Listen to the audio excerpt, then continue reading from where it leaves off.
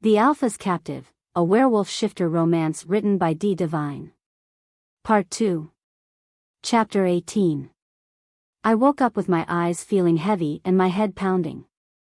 Sleep had barely come to me that night. Strange and puzzling dreams haunted every moment I managed to drift off. Sitting up, I rested my head in my hands. My mind was clouded with confusion, making the entire room feel like it was spinning around me.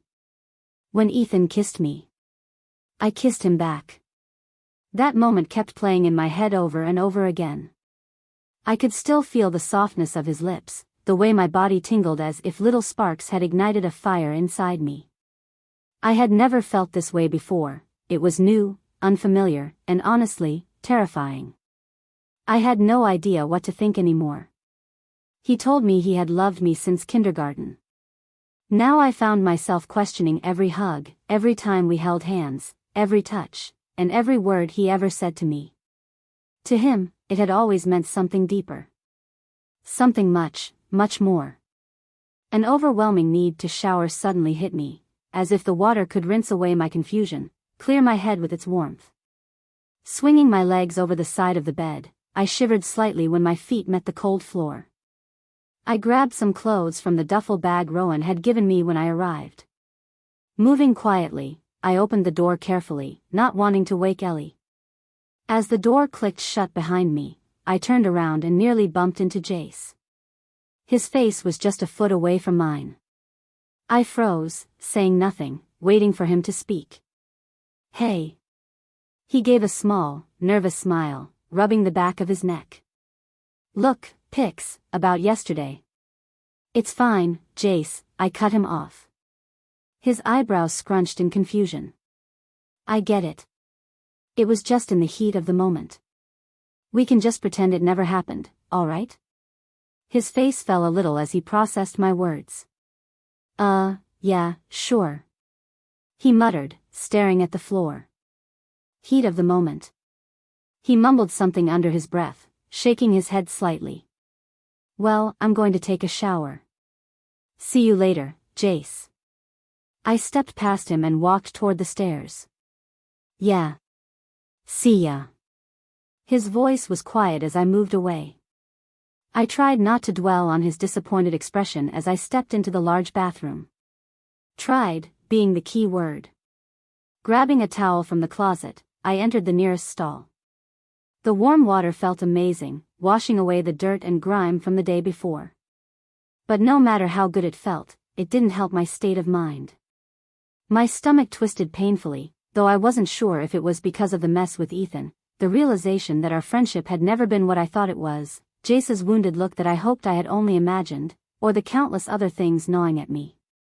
I hated the idea of hurting Jace, but what happened between us could be ignored, erased. We could go back to the way we were before. But with Ethan? That wasn't possible. His words couldn't be ignored, nor could they be forgotten.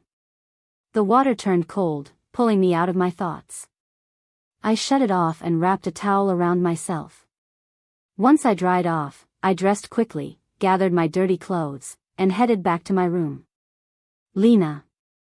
I stopped in my tracks at the sound of his voice. "Speak of the devil." His footsteps echoed through the hallway as he got closer. The only sound breaking the silence was his movement since I had stopped completely.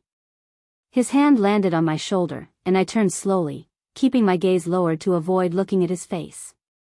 "Mags, come on, look at me." He spoke softly. I let out a deep sigh and forced myself to meet his eyes. A warm smile spread across his face, making my stomach twist with discomfort. "See? That wasn't so hard.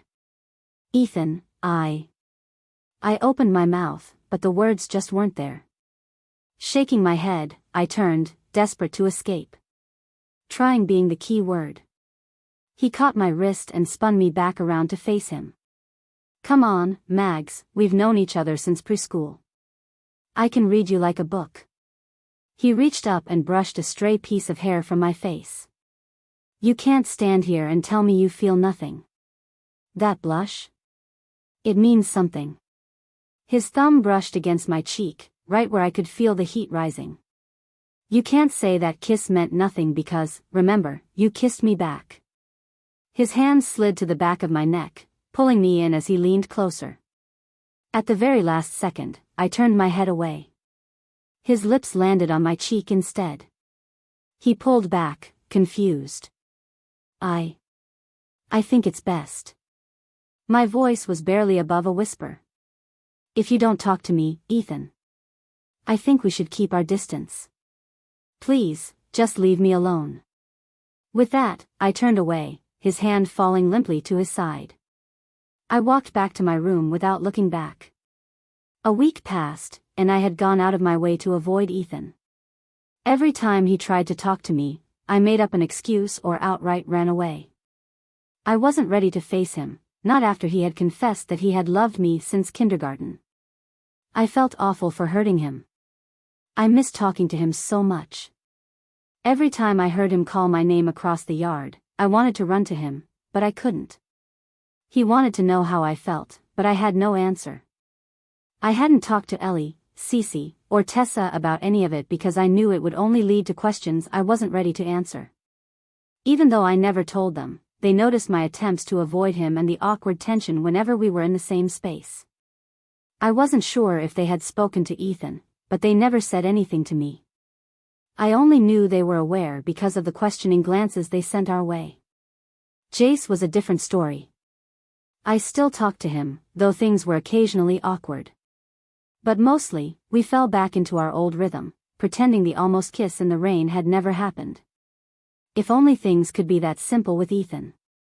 Not to mention, the silent war brewing between Jace and Ethan. Whenever they were near each other, it felt like they were seconds away from lunging at one another. I'd catch them exchanging looks across the yard, Ethan looking hurt and jealous, while Jace smirked smugly. I never brought it up, not wanting to have that conversation. The tension among us was suffocating, and eventually, Tessa had had enough. Okay, that's it, she declared, standing with her hands on her hips. I'm sick of this weird energy between you two. We're going swimming, and you're going to talk, whether you like it or not. There was no arguing with her. We all got up and followed her outside. None of us could have guessed what would come next. Wanting to see what would happen next, why not subscribe to this channel to get to listen to more of our upcoming exciting stories? Click on the subscribe button now. Thank you. Chapter 19. Recap. A thought suddenly surfaced in my mind. Our source has informed us of an upcoming assault, Cade had said. They will be coming from the north. Their plan was to catch us off guard right here in our camp. He had admitted it himself. There was a spy in our midst. Who? A voice called from the crowd. Yeah, who is it? Another demanded. More voices joined in, shouting for the identity of the traitor. We don't know yet. Rowan's voice cut through the growing commotion. And because of that, his voice wavered. Our council has. He hesitated and met my gaze. His deep brown eyes seemed to be trying to tell me something, but I couldn't figure out what. Our council has decided to isolate possible threats. Ivy stepped up beside Rowan on the picnic table, her voice unwavering. He was still staring at me. Darius? Xander, she turned to two men and gave a small nod in our direction.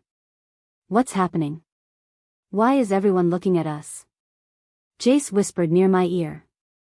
I glanced around, realizing every pair of eyes in the pack was focused on our little group.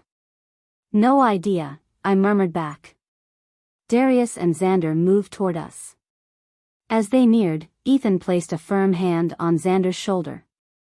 Xander, what's going on? His gaze shifted downward slightly to meet Ethan's, as he was taller by a couple of inches. He looked away, unable to meet Ethan's eyes.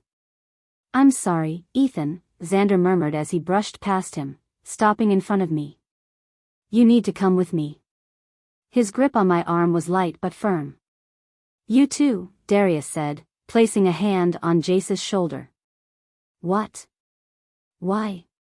My eyes widened as I stared at them, utterly confused. You've both been identified as potential threats, Darius stated in a flat, detached voice. The crowd broke into hushed murmurs, their confusion growing. Why? We haven't done anything wrong. I protested, jerking my arm away from Xander's grasp. He muttered something about making things more difficult than necessary, but I wasn't concerned about that. My glare fixed onto Darius. Maybe not, a new voice chimed in. Ivy strolled toward us, radiating smugness with each step. But we have to be careful, you know. Her words dripped with sarcasm. Her condescending smirk made me want to wipe it off her face. You both showed up under suspicious circumstances. You aren't even members of this pack. How can we trust you when you have no allegiance to us? The council made its decision with a majority vote. We can't take chances. So, as I said, you will remain in quarantine until further notice. Xander grabbed my arm again, guiding me toward the house. Twisting as much as I could, I caught sight of Darius leading Jace behind me. Jace didn't resist, he simply walked forward, his expression unreadable, as if none of this surprised him, like he had expected it all along. Why wasn't I included in the vote? Ethan demanded, turning to Rowan. Before Rowan could respond, Ivy smirked and stepped in. Oh, come on, Ethan, she scoffed, rolling her eyes. We all knew how you would have voted. Not that it would have changed anything. Ethan's desperation was clear now. What was the final vote? His chest heaved slightly, panic flashing in his eyes. Rowan's voice was laced with bitterness. Without counting you? 4-1. Ethan's shoulders sagged. His eyes shut for a moment, a deep sigh escaping his lips. That's right, Ethan, it wasn't even close. Ivy's smirk faded, replaced by a scowl. There's nothing you can do. Take them to the basement. She commanded the guards without breaking her glare. Xander pulled at my arm again, and this time, I followed without resisting. I glanced back once more to find Rowan still watching me. Now, I understood what his eyes had been trying to say. He was apologizing. I turned forward again and allowed Xander to lead me through the double doors, the weight of the pack stairs pressing down on me. Darius and Jace trailed close behind. They took us to a small door I had never noticed before. It was located beneath the stairs, its shape slanting downward to fit the triangular space. Xander fished a small silver key from his pocket. When he twisted it in the lock, the door creaked open, releasing a damp, musty smell from within the darkness. Go, Xander ordered, nudging my shoulder. I had to duck slightly to pass through the small entrance. Even at just 5'3", the frame was uncomfortably low. Xander reached for my elbow to help me down the steps, but I yanked my arm away, descending the steep incline on my own. The others followed behind me. A dim light flickered at the bottom, casting an eerie glow across the room. When I reached the last step, I froze, staring at my surroundings in shock. The walls and floor were bare concrete. Dark patches stained the ground from water dripping down from exposed pipes above. A single tiny window, no bigger than a shoebox, sat near the ceiling, so caked with dirt and grime that barely any light seeped in. The only real illumination came from the lone, flickering fluorescent bulb overhead. It was just enough to see, but deep shadows still clung to the corners of the room. From the outside, the house had seemed warm and inviting. The upstairs had big, clear windows, comfortable furniture, and cheerful wallpaper. It felt like a place where nothing bad could happen, a safe haven where troubles could be forgotten at the doorstep. But from down here, it was clear that illusion had been a lie. Lining the walls were cages. 8 of them. 6 were small, like cramped prison cells, their thick concrete walls separating them. Each had an old, tattered mattress on the ground and a heavy iron door. 2 of these cells had solid metal doors, with only a tiny window at the top. The remaining 2 cages were bigger, 3 times the size of the others. Inside, 4 mattresses were scattered haphazardly across the floor. Xander unlocked the door to one of the larger cages and stepped aside, motioning for us to enter. I walked in, knowing they would force me if I resisted. I didn't turn around until I heard the door click shut behind me and the footsteps of Xander and Darius fading as they returned to the others. I slid down against the cold wall, pulling my knees up to my chest. Across the room, Jace sat on a mattress, his head buried in his hands. We sat in silence, listening to the steady drip of water from the leaky pipes and watching the light flicker above us. From upstairs, you would never expect what lay just beneath your feet. From the outside, you would never guess that a dungeon lurked below. Wanting to see what would happen next, why not subscribe to this channel to get to listen to more of our upcoming exciting stories? Click on the subscribe button now. Thank you. Chapter 20. I moved back and forth in front of the metal bars, likely wearing a groove into the icy stone floor as my bare feet padded from side to side. We had been trapped down here for what felt like forever without any word from above. Pix, can you please sit down? You're making me dizzy. Jace's voice cut through the eerie silence. Though he only spoke in a whisper, it sounded as loud as fireworks against the rhythmic dripping of water and the shuffling of my feet against the cold concrete floor. How could they do this to us? I exploded, unable to hold in my frustration any longer. We put our trust in them, and now they believe we're traitors.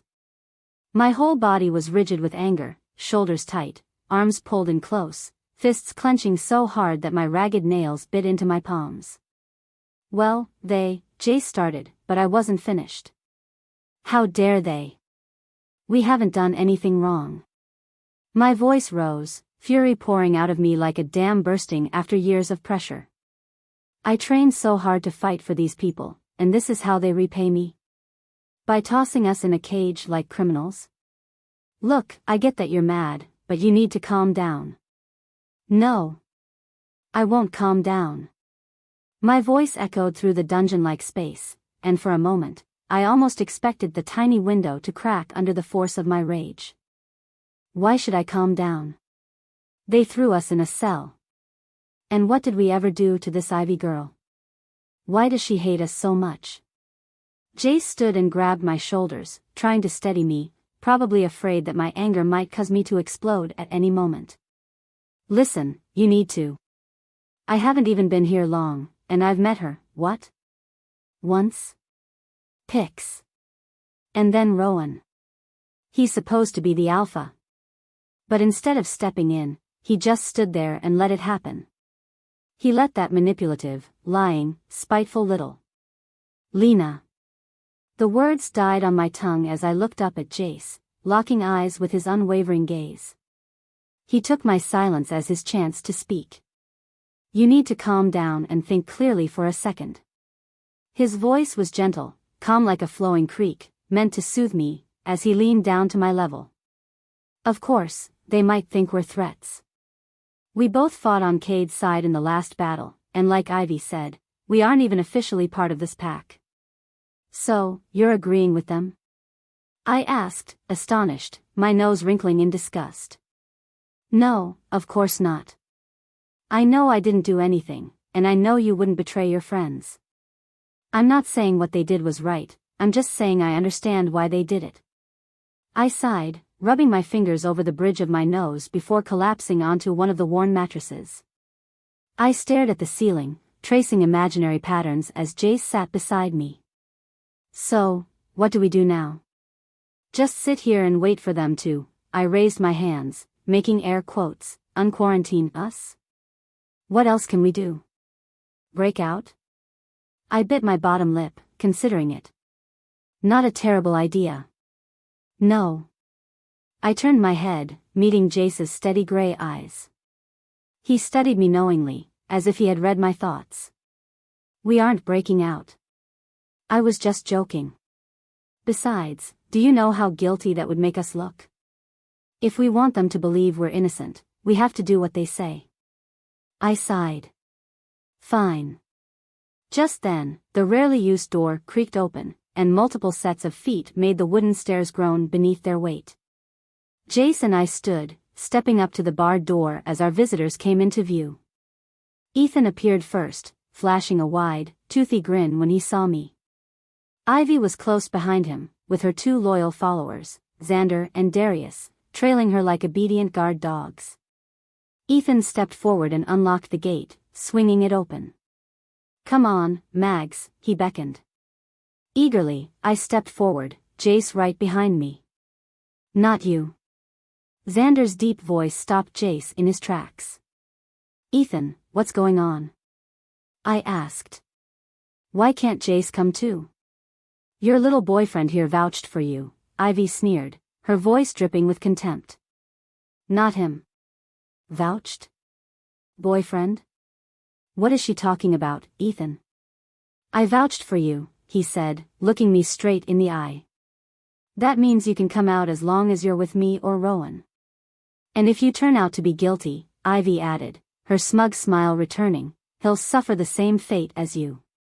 I shot her a glare before turning back to Ethan. "What about Jace?" Ethan hesitated for just a second before saying, "I can't vouch for him." "Why the hell not?" "I don't trust him." His words were sharp, filled with resentment. "So, you're just going to leave him down here?" "I don't have a choice." His voice dropped to a whisper, like he was trying to calm me down. "There's always a choice, Ethan," I hissed, venom lacing my words. "And I'm making mine." I turned and walked back into the cell, standing beside Jace with my arms crossed. "I'm not going anywhere without him. I won't leave him here alone while you all figure out your mistake." Ethan flinched, like I had slapped him. But I didn't care. Jace was my friend, and I wasn't about to abandon him. "Pix, what are you doing?" Jace whispered, his breath warm against my ear. I ignored him, keeping my glare fixed on Ivy and Ethan. Ethan sighed. "I didn't want to do this." "Xander? Darius?" Before I could react, Xander and Darius shoved their way inside and grabbed my arms. "Let go of me," I shouted, struggling against them.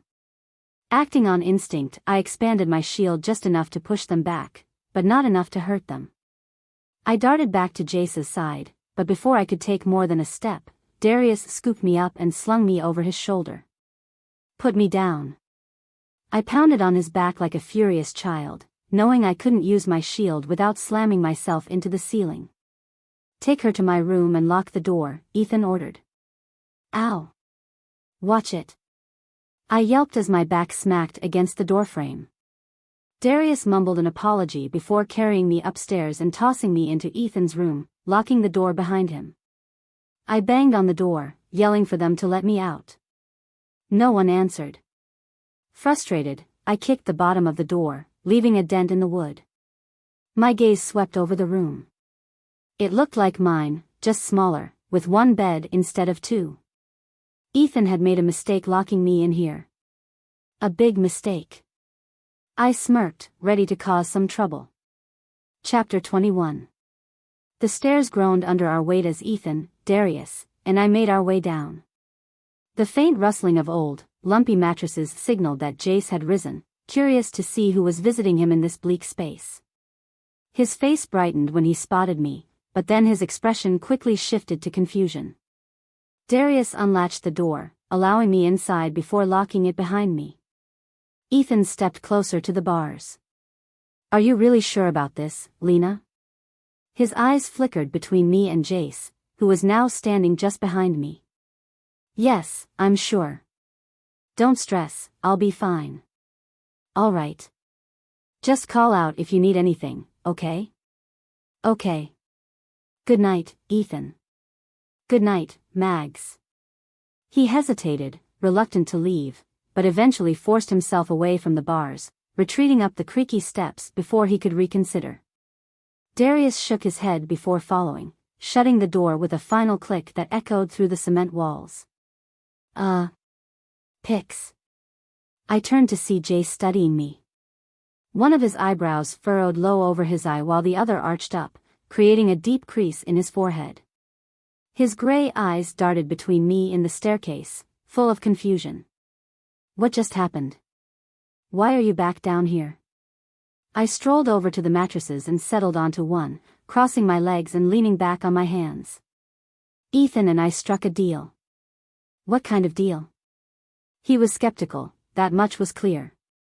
He remained where he stood, his gaze locked onto me. Since he wouldn't vouch for you, we compromised. I'll stay upstairs during the day and come down here with you at night. But, what? Why would you choose to be down here? Did you really think I'd leave you alone in a dungeon? What kind of friend would I be if I did that? I placed a hand over my chest, pretending to be offended. Look, I'll be fine. You don't need to be down here. He dropped onto the mattress beside me, deepening the dent in the worn-out, stained fabric. You still need company at some point, right? I'd come down to visit anyway, so what's the difference? I lay back, sliding my arms behind my head and stretching my legs out for comfort. Pix, just stay upstairs.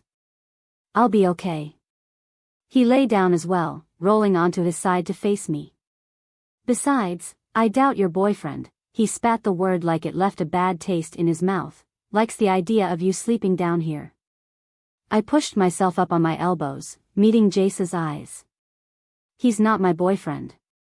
The words left my lips softer than I'd meant, almost a whisper, lacking the certainty I had hoped to convey. Oh really?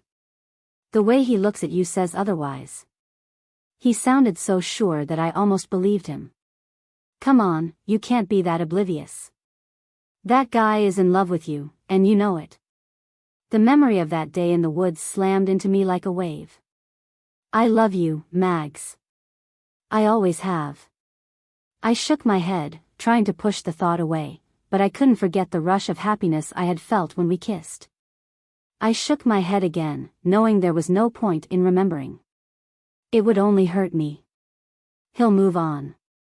My eyes drifted down to the mattress, tracing the various stains absent-mindedly. Move on? You make it sound like some kind of sickness. Love is a sickness. The words were spoken softly, almost beneath my breath, but Jace caught them. What? He asked, wide-eyed. It never lasts, and all it does is hurt you. It was the truth. I knew from experience. That's not true. Love can be incredible, it can make you happy. He sat up, staring at me with an intensity that almost made me believe him. Almost. It makes you weak. I snapped. All it ever does is cause pain. Trust me, I know. Love can bring joy too. It can change lives for the better. Change lives? My laughter was hollow and bitter. My mom loved my dad. Look where that got her. My fists clenched at my sides as I stood, staring down at Jace in fury. She loved him so much. She forgave him for everything, no matter what he did. And what did that get her? It got her killed, that's what. What do you mean? I laughed again, though there was no humor in it. We went to a friend's party. He got drunk, like always. The memory slammed into me with vivid clarity. Thank you for inviting us, my mother said, smiling at our host. Of course. Mrs. Kent beamed, her polished hands clasping together. It's always nice having Lena around to play with Ethan. Clara. My father's slurred voice rang out. Coming, dear. My mother gave me a knowing look as we walked away. If I had to listen to that woman for another hour, I would have lost my mind. We giggled quietly, but the moment we reached the car, everything changed. What do you think you're doing? My father snarled, yanking my mother's wrist away from the driver's door. David, she whispered. You're drunk, you can't drive. Don't tell me what I can and can't do, woman. David, please, it's not safe. He slapped her so hard that her head snapped to the side. Look, you little. Dad, I interrupted, placing a hand on his arm. Please, just let Mom drive. He glared between us before finally stepping back. But then, as we drove, he grabbed the wheel, jerking the car dangerously. It's my car. I drive. He stomped on the gas. I want to drive. David, stop. My mother's voice was Palukist. There's a red light. Dad, stop. Shut up. The truck came out of nowhere. The impact was deafening. The car rolled and rolled. Screams filled the air, until they didn't. My mother stopped screaming. When the car came to a stop, all I heard was the distant sound of sirens. Blood trickled down my face. Mom. I whispered. She didn't answer. Can you hear me? Someone shouted. Hands pulled me from the wreckage. Stay with me, kid. Try to stay awake. Where's my mom? She's being looked at, you'll see her soon. No, I need to see her. I ran toward where they were treating her, my heart racing. Mom. Mom. I shook her gently. Wake up. Mom. Please. She opened her eyes briefly. I love you, sweetie. Then, nothing. The EMT pressed their fingers to her neck. She's crashing. I screamed for her, but it was too late. The flickering basement light brought me back to the present. Without a word, I curled up on the mattress, arms wrapped around myself. Though Jace lay just inches away, I felt utterly alone. And I knew I always would be. Wanting to see what would happen next, why not subscribe to this channel to get to listen to more of our upcoming exciting stories? Click on the subscribe button now. Thank you. Chapter 22.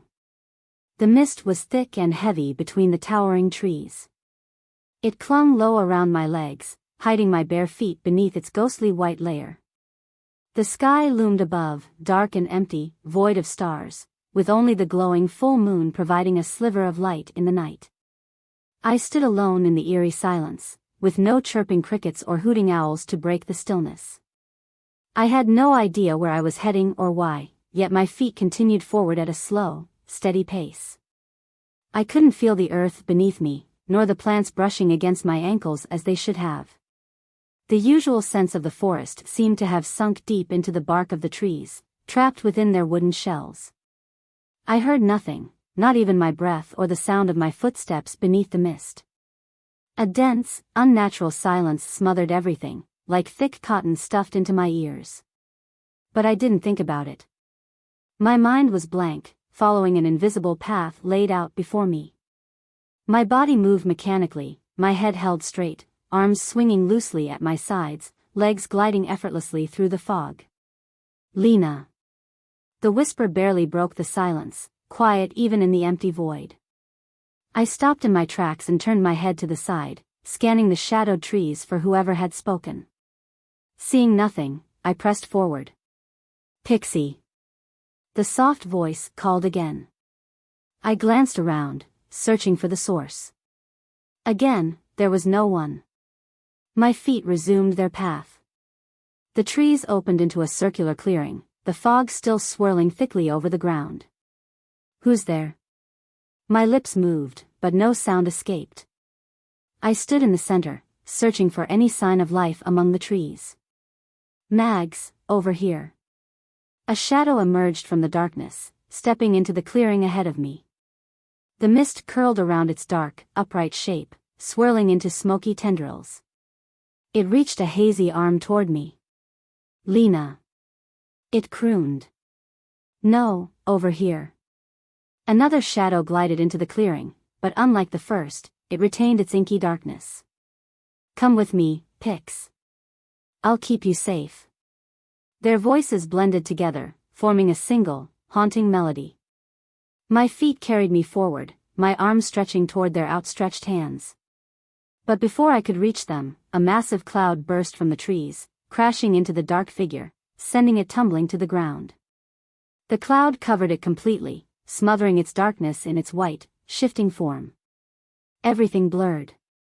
Some things moved so quickly they were impossible to track, while others seemed frozen in time. More shadows and clouds filled the clearing, colliding with force that sent them flying. The mist started to fade, rolling back into the forest, revealing people and wolves hidden beneath its cover. The streaks of flesh and fur moved at breakneck speed, leaving behind trails of glowing fog and blurred colors, like a distorted photograph of motion. Humans and wolves darted past me as I stood frozen in the center. I could hear distant yelling, muffled screams of pain, but they felt miles away. The battle sharpened into focus, and I could finally make out the faces. Rowan, Ethan, Jace, Ellie, Cece, Tessa, they were all here, some fighting wolves, others fighting humans. They were wounded, their clothes shredded and caked with dirt and blood. Some garments were so tattered and filthy they barely clung to their wearers. They looked nothing like the people I knew, so brutal, so savage. Cece's eyes gleamed with something close to joy as she snapped her opponent's neck, as if she relished it, as if she had savored the fear in his eyes, enjoyed the power of holding his life in her hands and watching it drain away. It was frightening to see her like this. She had always been so cheerful, so full of light. But now? Now she looked like a predator, a ruthless hunter, just like everyone else in this blood-soaked battleground. Teeth tore, claws slashed, bodies fell. The dead grass gleamed crimson, slick with blood pooling from fallen warriors. I tried to run, to help my friends, but my legs wouldn't budge. I looked down to see thick, root-like hands gripping my ankles, locking me in place. More roots burst from the earth, coiling around my arms and torso, locking me in their unyielding grasp. Help! Help! I screamed, but no sound came. I struggled, but the harder I fought, the tighter the roots wound around me. The battle blurred again, forcing my focus to shift to the one thing that remained crystal clear. A shadow moved through the chaos, unlike the others. It glided with effortless grace across the battlefield, the fabric of a long dress billowing around its feet. The darkness peeled away, revealing a face I had longed to see. "Mom?" I whispered. Her hair was dark and flowing, just as I remembered. She hadn't aged a day in 4 years.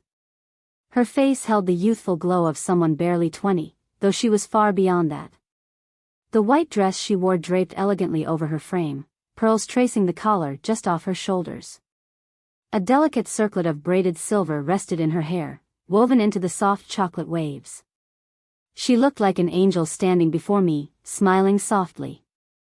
"Mom." A lump formed in my throat, and though I couldn't hear it, I knew I was sobbing. She reached out, brushing her fingers along my cheek. A single tear slipped from her eye, falling to the ground and mixing with the blood beneath us. Her smile faltered as she clutched her stomach.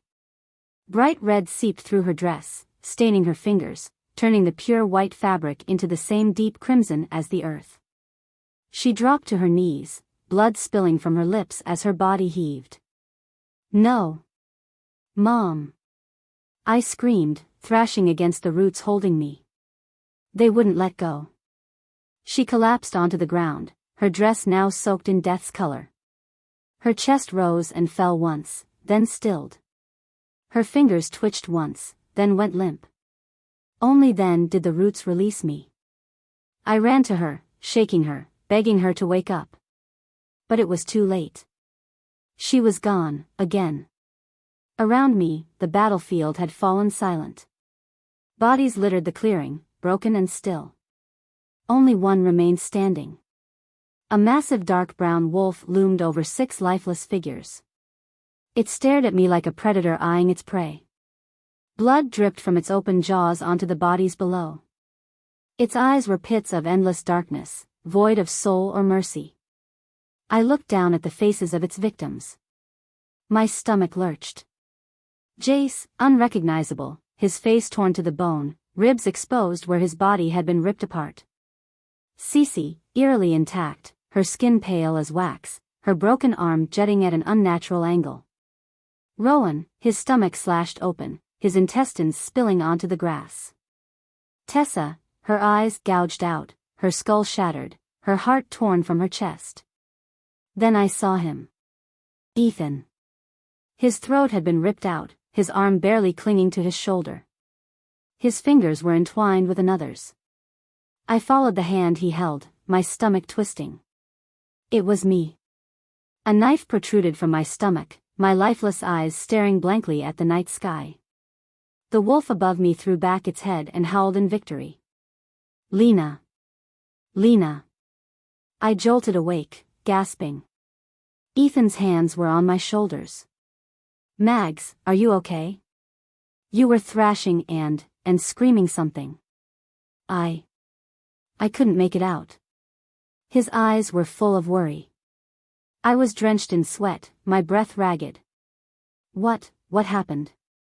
You had a nightmare or something. Jace called us when you started screaming. I was screaming? Yeah, like someone was torturing you. Jace stood nearby, his arms restrained by Darius and Xander. He didn't know how right he was. Wanting to see what would happen next, why not subscribe to this channel to get to listen to more of our upcoming exciting stories? Click on the subscribe button now. Thank you. Chapter 23. The early air was sharp and brisk. I could sense the cool breath of autumn beginning to creep upon the lingering warmth of summer. Some leaves had faint streaks of crimson and gold running through their veins. The stillness around the house was dense, almost smothering. It was dawn, and the entire pack remained asleep inside. Only Ethan and I were awake to witness the sunrise. I lay on my back in the grass, and the fresh morning dew seeped through my thin t-shirt. The dampness sent a shiver racing through me. Here, Ethan murmured, offering me his jacket.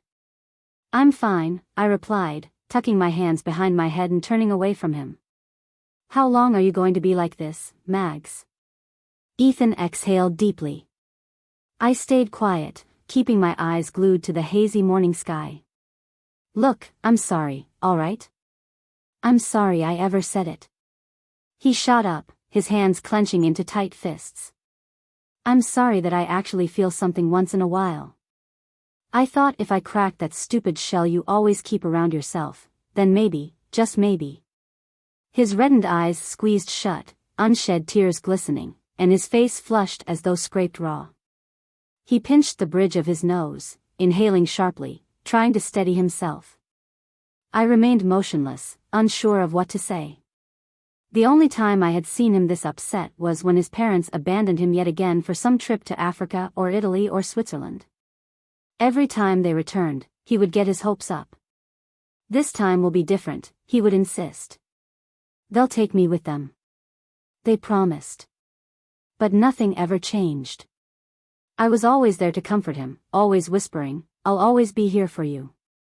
But this time, that reassurance meant nothing. This time, I was the one hurting him. I was the one shattering my promise. The realization that I had caused him this kind of pain sent a sharp pang of guilt stabbing at my gut. I wanted to leap up and embrace him, to apologize, but I knew this was for the best.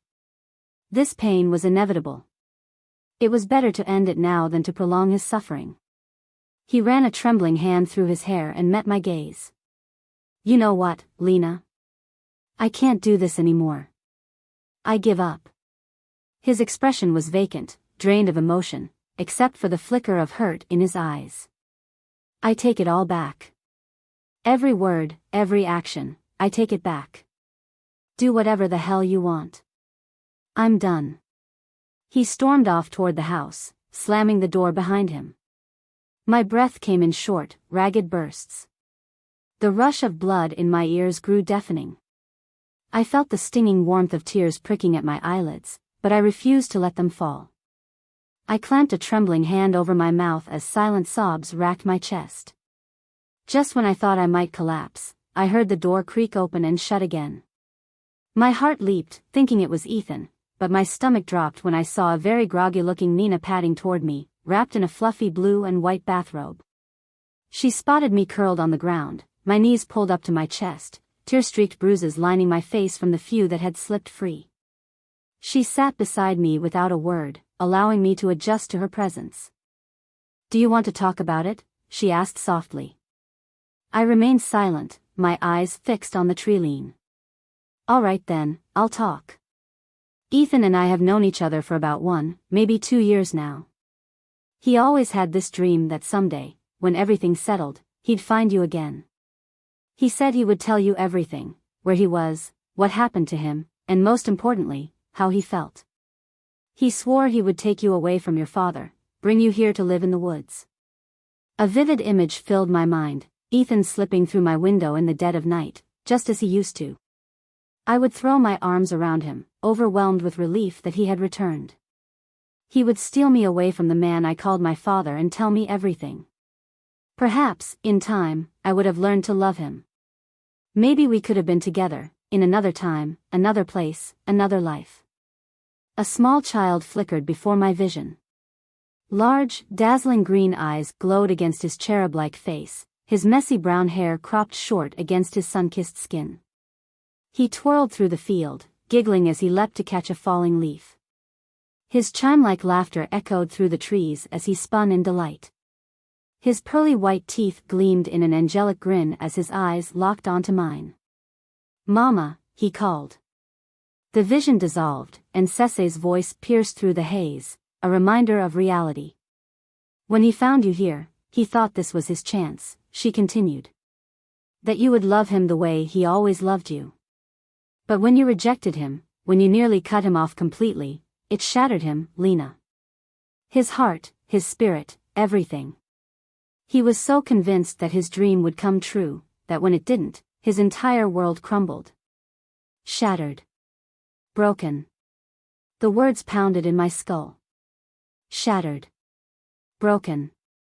Because of me. The rain was icy against my burning skin, falling like sharp needles from the glowing full moon above. It shined brilliantly, its light refracting through the raindrops, making them look like silver bullets before they shattered upon impact with the earth. The storm cleansed the air of lingering scents, yet one foul stench refused to fade. It clung to my nose like burrs on fabric. They were close. My drenched hair clung to my shoulders, water streaming down my sweat-coated back, mingling with the salt and grime. The scent coated me like a second skin, refusing to be washed away by the pounding downpour. The rain thickened, falling in veils so dense that I could barely see the trees before me. It hammered against the half-frozen ground, a war drum signaling an oncoming battle. The battle approached. The enemy was near. A bolt of lightning split the sky, illuminating a dark figure standing mere feet ahead. The storm's flash revealed his familiar, lifeless eyes. His lips curled into a smirk as he took in our terrified faces. "Cade." I breathed. "Hello, Lena. We've missed you. Haven't we, boys?" I turned sharply, dread creeping up my spine. Emerging from the shadows, two figures stepped forward, their faces twisting my stomach into knots. Zane. Talon. My body turned to ice. My knees wanted to buckle, to drop me onto the mud and beg for mercy, beg them not to hurt me, plead for my life. Nina must have noticed my ashen expression because she squeezed my hand tightly, anchoring me. Well, Talon sneered. His eyes gleamed red, like a rabid predator circling its prey. "You didn't really think you could escape, did you?" Zane grinned cruelly. Their eyes glowed as they closed in, step by step, savoring the fear radiating from us. "No one can save you. You're coming back with us, where you belong." Zane's voice slithered through the storm. I felt a blade press against my back, its sharp edge teasing my skin. "You've been very bad, Lena," Zane murmured. His hand slid down my hip, squeezing possessively. "And you need to be punished." A plan formed. A way out. Nina met my gaze and nodded. I took a breath and unleashed my shield. The battle began. If you're still listening to this story up to this point, why don't you subscribe to this channel to continue getting subsequent interesting daily stories like this? We would be most grateful if you can do that to help boost this video to reach everyone. Thank you. Chapter 24. Her face was pale from blood loss, her skin bruised and swollen where their relentless kicks had landed. My eyes remained locked on her chest, watching it rise and fall steadily, ensuring she was still breathing.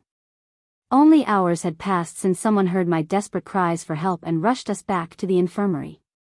The doctor had said it was a close call, but she would pull through. She had briefly regained consciousness, her oxygen-deprived mind mumbling incoherent words, weakly struggling against the doctor's hands. She was asleep now, and despite the fresh bruises and the open wounds from the knives, she looked peaceful. The doctor approached me again, urging me to let her tend to my injuries, but I refused, a low growl vibrating in my throat. The gash on my back wasn't fatal, but she insisted it needed stitches. My shield had absorbed most of the impact, she said. If it hadn't, I wouldn't have survived. Maybe I shouldn't have. This was my fault. I had rushed into the forest when I caught their scent approaching. She had called for me again and again, but I had ignored her. This was all on me. Lena. I turned my head slowly to see Rowan standing at the door. Come on.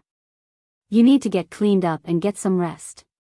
She's going to be fine. I promise. No. I whispered. I'm not leaving. You need rest. Now come on, let Amy stitch you up, then take a shower. Please, just do it. All right. At Rowan's nod, the doctor stepped forward with disinfectant and a needle and thread. I lay on my stomach on the hospital cot next to Cece, my eyes never leaving her. My view was blocked as the nurse pulled the curtain around my bed. I barely felt the needle pulling at the torn skin on my back. The pain hardly registered.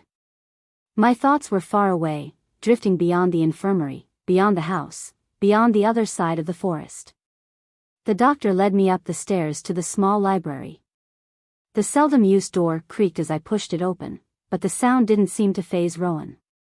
He was hunched over a desk, sorting through stacks of papers scattered like fallen leaves. He muttered to himself as he scribbled something down before flipping through more sheets. The doctor cleared her throat, finally catching Rowan's attention. Hey. He stood and approached us.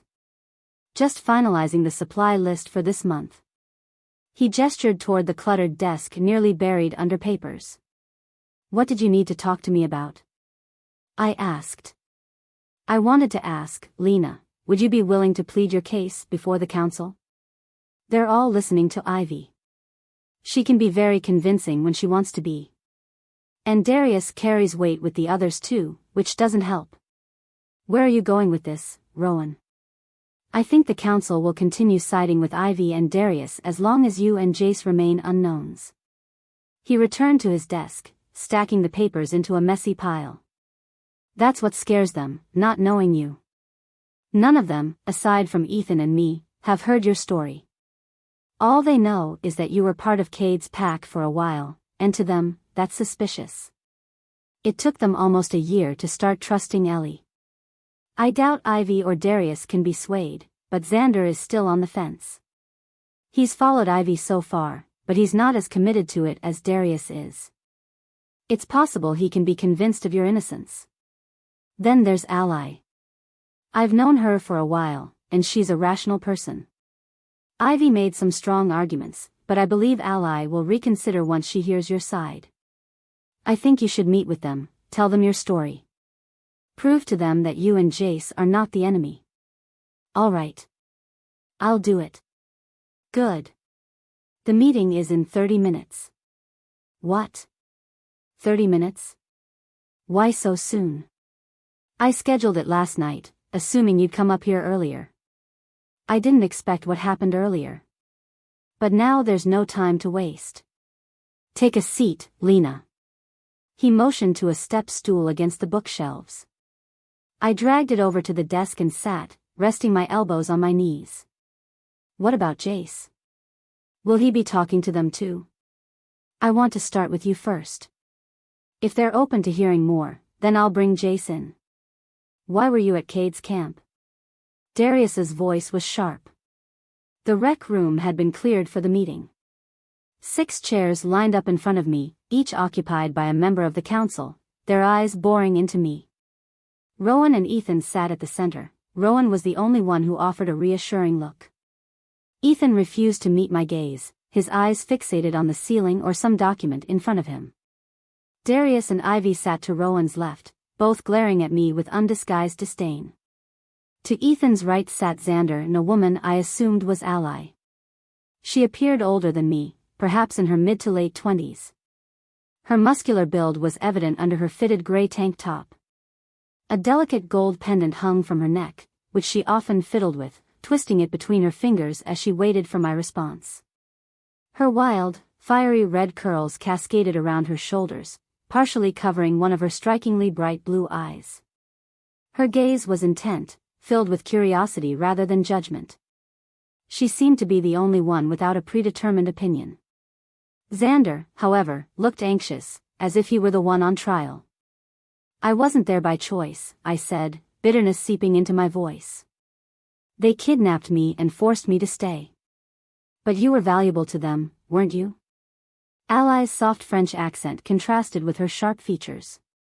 Her voice was gentle, almost out of place. "Yes. I was. They sent me to a separate camp to train with another Amuvio Deus. I wasn't disposable like the other soldiers, but that's all I was to them, a soldier. A weapon. You claim you wouldn't betray the pack. How can we trust that? I have friends here. You treated me like family, until a few days ago. Why would I harm the only home I have left? I would never return to Cade's pack. They're sick and twisted, and I despise them. I have offered to fight for you, to put my life on the line against our greatest threat. That offer still stands. I wouldn't betray this pack because it's all I have left." My chest tightened. I inhaled deeply, forcing the tears back. Why would I destroy the only place I can call home? Silence followed. Rowan's eyes held sympathy, and I glimpsed the flicker of something unreadable in Ethan's averted gaze. Darius looked unconvinced. Ivy's glare burned with pure hatred. Xander fidgeted, avoiding eye contact. A sheen of sweat glistened on his face. Ally remained composed, her mind visibly working through my words. She was thinking, analyzing. I could only hope she reached the right conclusion. Rowan stood. "If there are no further questions, we will deliberate. Lena, please go with Ellie. You'll have to wait in the basement until we finish." An hour passed before Ellie returned, pacing angrily. "Ellie, what's wrong?" I gripped the bars. "Those idiots ruled against you. They chose to believe Ivy. It makes no sense, you and Jace just got here." "Ellie." "And Ethan, he forfeited his vote. He could have tied it. If he had, I would have broken the tie. But he didn't." The truth hit like a stone. Ethan had betrayed me, just like everyone else. If you're still listening to this story up to this point, why don't you subscribe to this channel to continue getting subsequent interesting daily stories like this? We would be most grateful if you can do that to help boost this video to reach everyone. Thank you. Chapter 25. The library was compact but filled with shelf upon shelf of books. Some were aged and tattered, their bindings beginning to unravel. Their titles were inscribed in gold or black script on fabric-like covers. Many were in unfamiliar languages, making the words on their spines seem even more mystical. Some even bore strange symbols that I couldn't begin to decipher. Others were newer, wrapped in glossy plastic covers, far less intriguing to me. I was stuck there with Rowan as he worked on matters for the pack. Ethan had withdrawn his support, but Rowan had stepped up in his place. I hadn't seen Ethan since, aside from the occasional fleeting glance in the house. Even then, those moments were so brief that I couldn't be sure I had seen him at all. "Lena." I turned my head toward Rowan. He held a bundle of documents, ready to be analyzed and debated by the council. "I need to take these downstairs. You can stay with Nina if you want. I might be a while." I nodded and followed him to the infirmary. As I sat down beside Cece's bed, Rowan whispered something to the nurse. She glanced at me, hesitation and concern evident in her expression. No doubt she was afraid I might try to escape, and the blame would fall on her. She observed me cautiously as Rowan exited. Our eyes met, and she quickly looked away, embarrassed at being caught staring. "Hey Lena." My gaze snapped back to Cece. Her eyes were partially open, one still slightly swollen and purple. The wounds had almost disappeared, faint pink scars left in their place. She looked exhausted and frail, as though her energy had been drained completely. "How are you feeling?" I sat on the stool, taking her cold hand in mine. It was so small and delicate, like fine porcelain, icy to the touch. "I'm all right," she murmured. "A little sore here and there, but I'll be fine." I heard about the council's decision. Nina gave me a sympathetic look. "Yeah. Seems like I'll be singing Jailhouse Rock for a little while longer." She attempted to laugh but ended up in a coughing fit, her frail body shaking violently. I helped her sit up, quickly handing her the glass of water from the bedside table. "Are you okay?" I asked. "I'm fine. The nurse said my lungs and throat took some damage, but they should heal in a few days." "Ah, the perks of being a mythical creature. At least there's that," I joked dryly. "Says the girl who can fly and deflect bullets. You've got nothing to complain about, Supergirl." I chuckled, a genuine smile gracing my lips for the first time in a while. "The nurse said I could get up today, as long as someone stays with me. It must be boring hanging around Rowan all day. That guy is all work and no fun. We could go for a run, or into town, or..." "You need rest, Cece. We'll have time for all of that once you're better." She lowered her head, sadness clouding her expression. "Will we?" Her voice was soft as she gazed out the window, lost in thought. "You should sleep," I advised gently. No. "I'm fine," she mumbled, though her eyelids drooped. Beep. I pressed the medication button, sending sedatives into her system. "Really? Beep."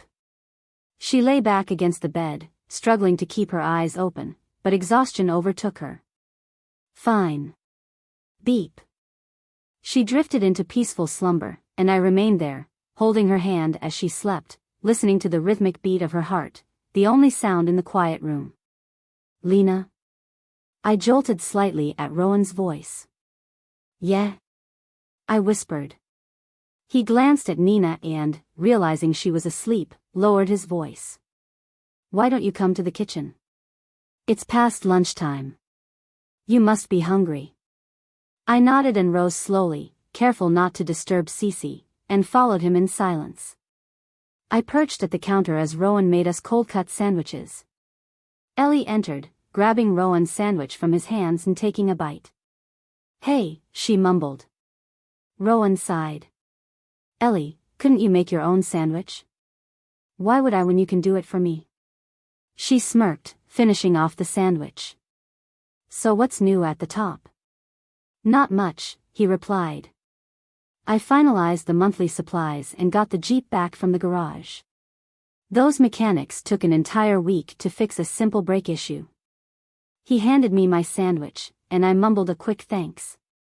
"Cade hasn't made any moves recently, but he's undoubtedly plotting something."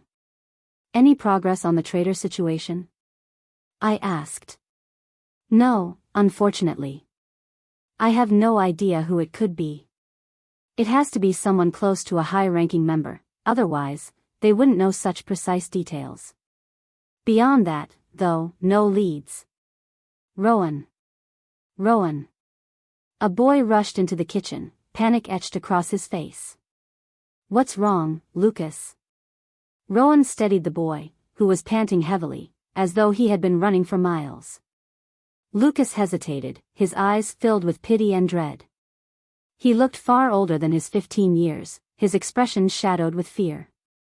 "I'm so sorry, Alpha." His voice was barely above a whisper as he handed Rowan a newspaper. Rowan's eyes scanned the page, his expression shifting from confusion to sheer horror. "Where did you get this?" he demanded, his breath quick and ragged. Lucas remained silent, frozen under Rowan's glare. I said, "Where did you get this?" Rowan shoved the newspaper against the boy's chest, his jaw clenched. "It was in the newspaper rack at the gas station, sir." "I'm so..." "No. Shut up. This is wrong." He stormed out, pulling out his phone and dialing frantically. I grabbed the paper from the counter. The front page bore 10 headshots of women, their smiling faces eerily contrasting the gruesome headline. Mass killing, 10 women dead. The bodies of 10 women were discovered last night at the home of Elizabeth Sinclair. Authorities have stated that injuries appear to be from an animal attack, but foul play has not been ruled out. Authorities are searching for Rowan Sinclair, son and only surviving relative of Elizabeth Sinclair. Anyone with information is urged to call the anonymous tip line. I bolted upstairs to the library. The room was in chaos, books were scattered across the floor, chairs overturned, furniture broken. Rowan stood hunched over his desk, his head in his hands. I called her house. He muttered. Silence loomed between us, suffocating. He turned to face me, his eyes red and swollen. The police answered. His voice cracked. He killed her, Lena. Who? Cade, of course. He shot up, his chair skidding back. His fists clenched. That wasn't a party, it was a pack meeting. They were mauled, Lena. He killed his own mother. With one powerful swing, he sent the desk crashing against the wall. This is it. He's gone too far. Rowan? He ignored me, striding toward the courtyard. He shifted mid-stride, leaping onto the picnic table, and let out a sorrowful howl, one of loss and fury. The pack gathered. He shifted back. Cade launched an attack last night. 10 of our alpha females are dead. I'm leading a counterattack. This war ends now. I stepped onto the table beside him, unfurling my wings. I will fight. I declared. A roar erupted from the crowd. I will fight, they chanted. We will win. Chapter 26. The house was still, a heavy tension draped over it like a thick fog, the weight of the approaching battle muting even the sounds of the wildlife beyond the tree line. The excitement of the meeting had faded, the determination of the pack now just echoes of past words, and the harsh reality of what lay ahead was settling deep in their chests. Anxiety filled the air, dense and suffocating. We understood our odds, they did not lean in our favor. Yet, regardless of the risk, we would stand our ground. Only 2 had chosen to step away, a young man and his pregnant mate. He insisted that his priority was to protect her and their unborn child, so they would leave that morning. Rowan understood, even admired him for prioritizing his family. The man had struggled with the choice, his desire to defend the pack clashing with his duty to his mate. She was in no shape to fight, and he refused to abandon her. That morning, Rowan was taking them to the airport. He stood before the grand mirror in the library, smoothing back his hair. Dressed in pressed slacks and a collared shirt, he looked entirely different from the usual casual attire of the pack. After dropping the couple off, he had an appointment with the police. He would tell them only what was necessary. That, of course, was a fabrication. He knew exactly who had slaughtered his mother and the other women, but he couldn't reveal the truth.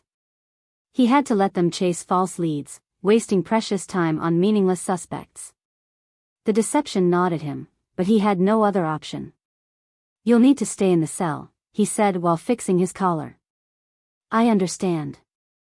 I hope it goes well with the police. I patted his back, offering what little reassurance I could. Thanks. I just hate lying. Knowing that they'll never catch the real killer frustrates me. He leaned on his desk, his head bowing slightly. They might not, but we will. And when we do, we'll serve justice in a way they never could. His eyes met mine, sorrowful and tired. I don't think I can go through with it, he admitted, his gaze shifting back to his reflection. He studied his own face as though trying to decipher the thoughts of a stranger. His eyes locked onto the glass, as if challenging his own reflection. Why? I pressed. He's my brother, Lena. How can I just end his life? We don't have a choice, Rowan. He won't stop. He didn't answer, just continued to stare at himself. He killed your mother, I reminded him. His body stiffened. I rested a hand on his shoulder. I know what that loss feels like. If I had the chance, I'd take revenge. Maybe one day, I will. Rowan turned to face me. Revenge isn't always the answer. A knock at the door made me jump. Ellie peeked inside. Rowan, are you ready? He exhaled heavily. As ready as I'll ever be. We followed Ellie down the stairs. The few pack members lingering in the halls nodded solemnly at Rowan as he passed, but none held his gaze for long. He acknowledged them with a stiff nod, his face void of emotion. Nina limped out of the infirmary, leaning on a walker for support. The nurse trailed behind her, pleading with her to rest, but she ignored him and approached Rowan. She gave him a look full of unspoken understanding, placing a gentle hand on his shoulder. No words were exchanged, just a quiet nod before she finally allowed the nurse to guide her back inside. Outside, the couple stood by a large green Jeep, their few belongings packed into the trunk, secured by bungee cords. The man held his mate close, his arms wrapped protectively around her shoulders as she quietly wept. One hand cradled her rounded belly, rubbing it softly. He placed his other hand over hers, their fingers intertwining. The woman spotted Rowan and rushed to him, embracing him as best as her growing belly allowed. "I'm so sorry, Rowan," she sobbed into his shoulder. "I'm so sorry." "Don't apologize," he murmured, wiping away one of her tears. "Just take care of yourself and that baby. You'll be safe in Great Harbor. The safe house has everything you'll need, and Cade has no influence in the Bahamas." She nodded, struggling to keep her emotions in check. "If it's a boy, we're naming him Rowan," she said with a small, bittersweet smile. He looked at her as a father would, as if saying goodbye to a daughter heading toward a new life. He had been a guardian to this pack, a leader who treated them as his own family. "Thank you, Tabby." The man approached Rowan with his hands shoved in his pockets, head bowed in guilt. "Stay happy, Matt," Rowan said, placing a firm hand on his shoulder. "You have an incredible mate and a baby on the way. Don't dwell in regret. If we win, you'll always be welcome back. If we lose, keep a low profile. Gather our survivors, follow the orders of the highest-ranking members. I've already sent them instructions. Treat their word as if it came directly from me." "Yes, Alpha." Matt shook Rowan's hand before returning to his mate, gently rubbing her back. Rowan turned to Ellie and me. "I'll be back around 5. If I'm running late, I'll call. Lena, like we discussed, you'll need to stay in the cell." I nodded. "It's fine. I'll manage for a day. I'm sure Jace is getting tired of the silence down there." Rowan then looked at Ellie, his expression unreadable. They exchanged a silent understanding before she placed a hand on my shoulder and steered me back toward the house. As we walked away, the Jeep's engine rumbled to life, the tires crunching over the gravel as they drove off. Ellie led me down to the basement. Jace lay sprawled across the mattress, an empty metal tray resting nearby. The sound of the cell door scraping open didn't wake him. Ellie locked it again behind me. "If you need anything, just call." She handed me a small cell phone before disappearing up the stairs. I sat on the mattress next to Jace's. He lay on his stomach, arms and legs spread haphazardly. His fingers clutched the fabric of his shirt. His bare back was covered in dust from the mattress, and his dark hair was disheveled, greasy from days without a shower. Despite the mess, he looked peaceful, angelic almost. His lips were slightly parted, exposing his teeth. Before I realized what I was doing, my hand reached toward his face. I startled as he suddenly shifted, sighing as he turned onto his side, facing away from me. His body relaxed again. "Lena," he murmured. I tensed but soon realized he was still asleep, lost in his dreams. I could only hope they were pleasant. He needed every sliver of light in this darkness. I woke to the sound of a throat clearing. My eyes flickered open to see Rowan leaning against the open cell door. His exhaustion was evident, his eyes were bloodshot, his collar undone. As I attempted to sit up, I felt something heavy holding me down. I glanced down to see Jace's arm draped over my waist. Heat flooded my face as I gently lifted his arm away and stood. Rowan reeked of bourbon. "Come on," he muttered, locking the door before leading me upstairs. In the library, he collapsed into his chair, rubbing his temples. I stood silently for a moment. "I take it things didn't go well?" I asked softly. He laughed bitterly. "Oh no," he said sarcastically. "It was fantastic." He pulled a whiskey bottle from his desk, poured a drink, and downed it instantly. As he reached to pour another, I placed my hand over his, stopping him. "She's gone, Lena. And it's his fault." His voice cracked. "They let me see her body." A sob shook his frame. I wrapped my arms around him, letting him lean on me as he wept. We stayed that way for hours. If you're still listening to this story up to this point, why don't you subscribe to this channel to continue getting subsequent interesting daily stories like this? We would be most grateful if you can do that to help boost this video to reach everyone. Thank you. Chapter 27. The sun blazed down on the front yard, its heat pressing against the earth. The house remained as silent as it had been the previous day. We were set to depart in 2 days. A suffocating dread loomed over everyone, growing heavier with each second that crawled by. Rowan and I sat outside on the benches. He had been glued to his phone all morning, reaching out to secure reinforcements. We hadn't spoken about last night beyond a simple but sincere "thank you" that morning. No more words were needed. "All right, I'll see you soon, yeah, bye." Rowan snapped his phone shut and set it on the table. He sifted through a stack of papers, flipping them back and forth. "Rowan, if we aren't leaving until the day after tomorrow, how do you know Cade won't just strike first? Won't the spy warn him?" I questioned. He glanced at me with a knowing smirk. "Exactly. The traitor will tip him off. That's what I'm counting on." I shot him a puzzled look, prompting him to elaborate. "Cade thrives on theatrics. He won't pass up the chance for a final confrontation, a dramatic showdown. He wants to see us coming, wants to prove that he doesn't need stealth or surprise to win. Tomorrow, I'll announce our destination. He'll be waiting. He's never been able to resist a challenge." Rowan shook his head and returned his focus to the documents. "You want him to know we're coming? But we'll be outnumbered." "Surprise might be our best strategy," I argued. He nodded, stacking the papers into a neat pile. "I know. But secrecy wasn't an option. The traitor would have exposed us regardless. So rather than fight it, I'm using it.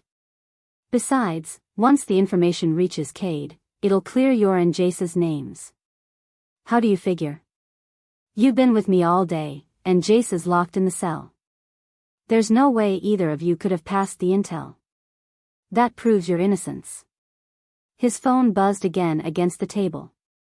"Give me a second," he muttered, picking it up. "Hello? Yeah, already?" His gaze lifted toward the tree line. "All right, see you in a bit."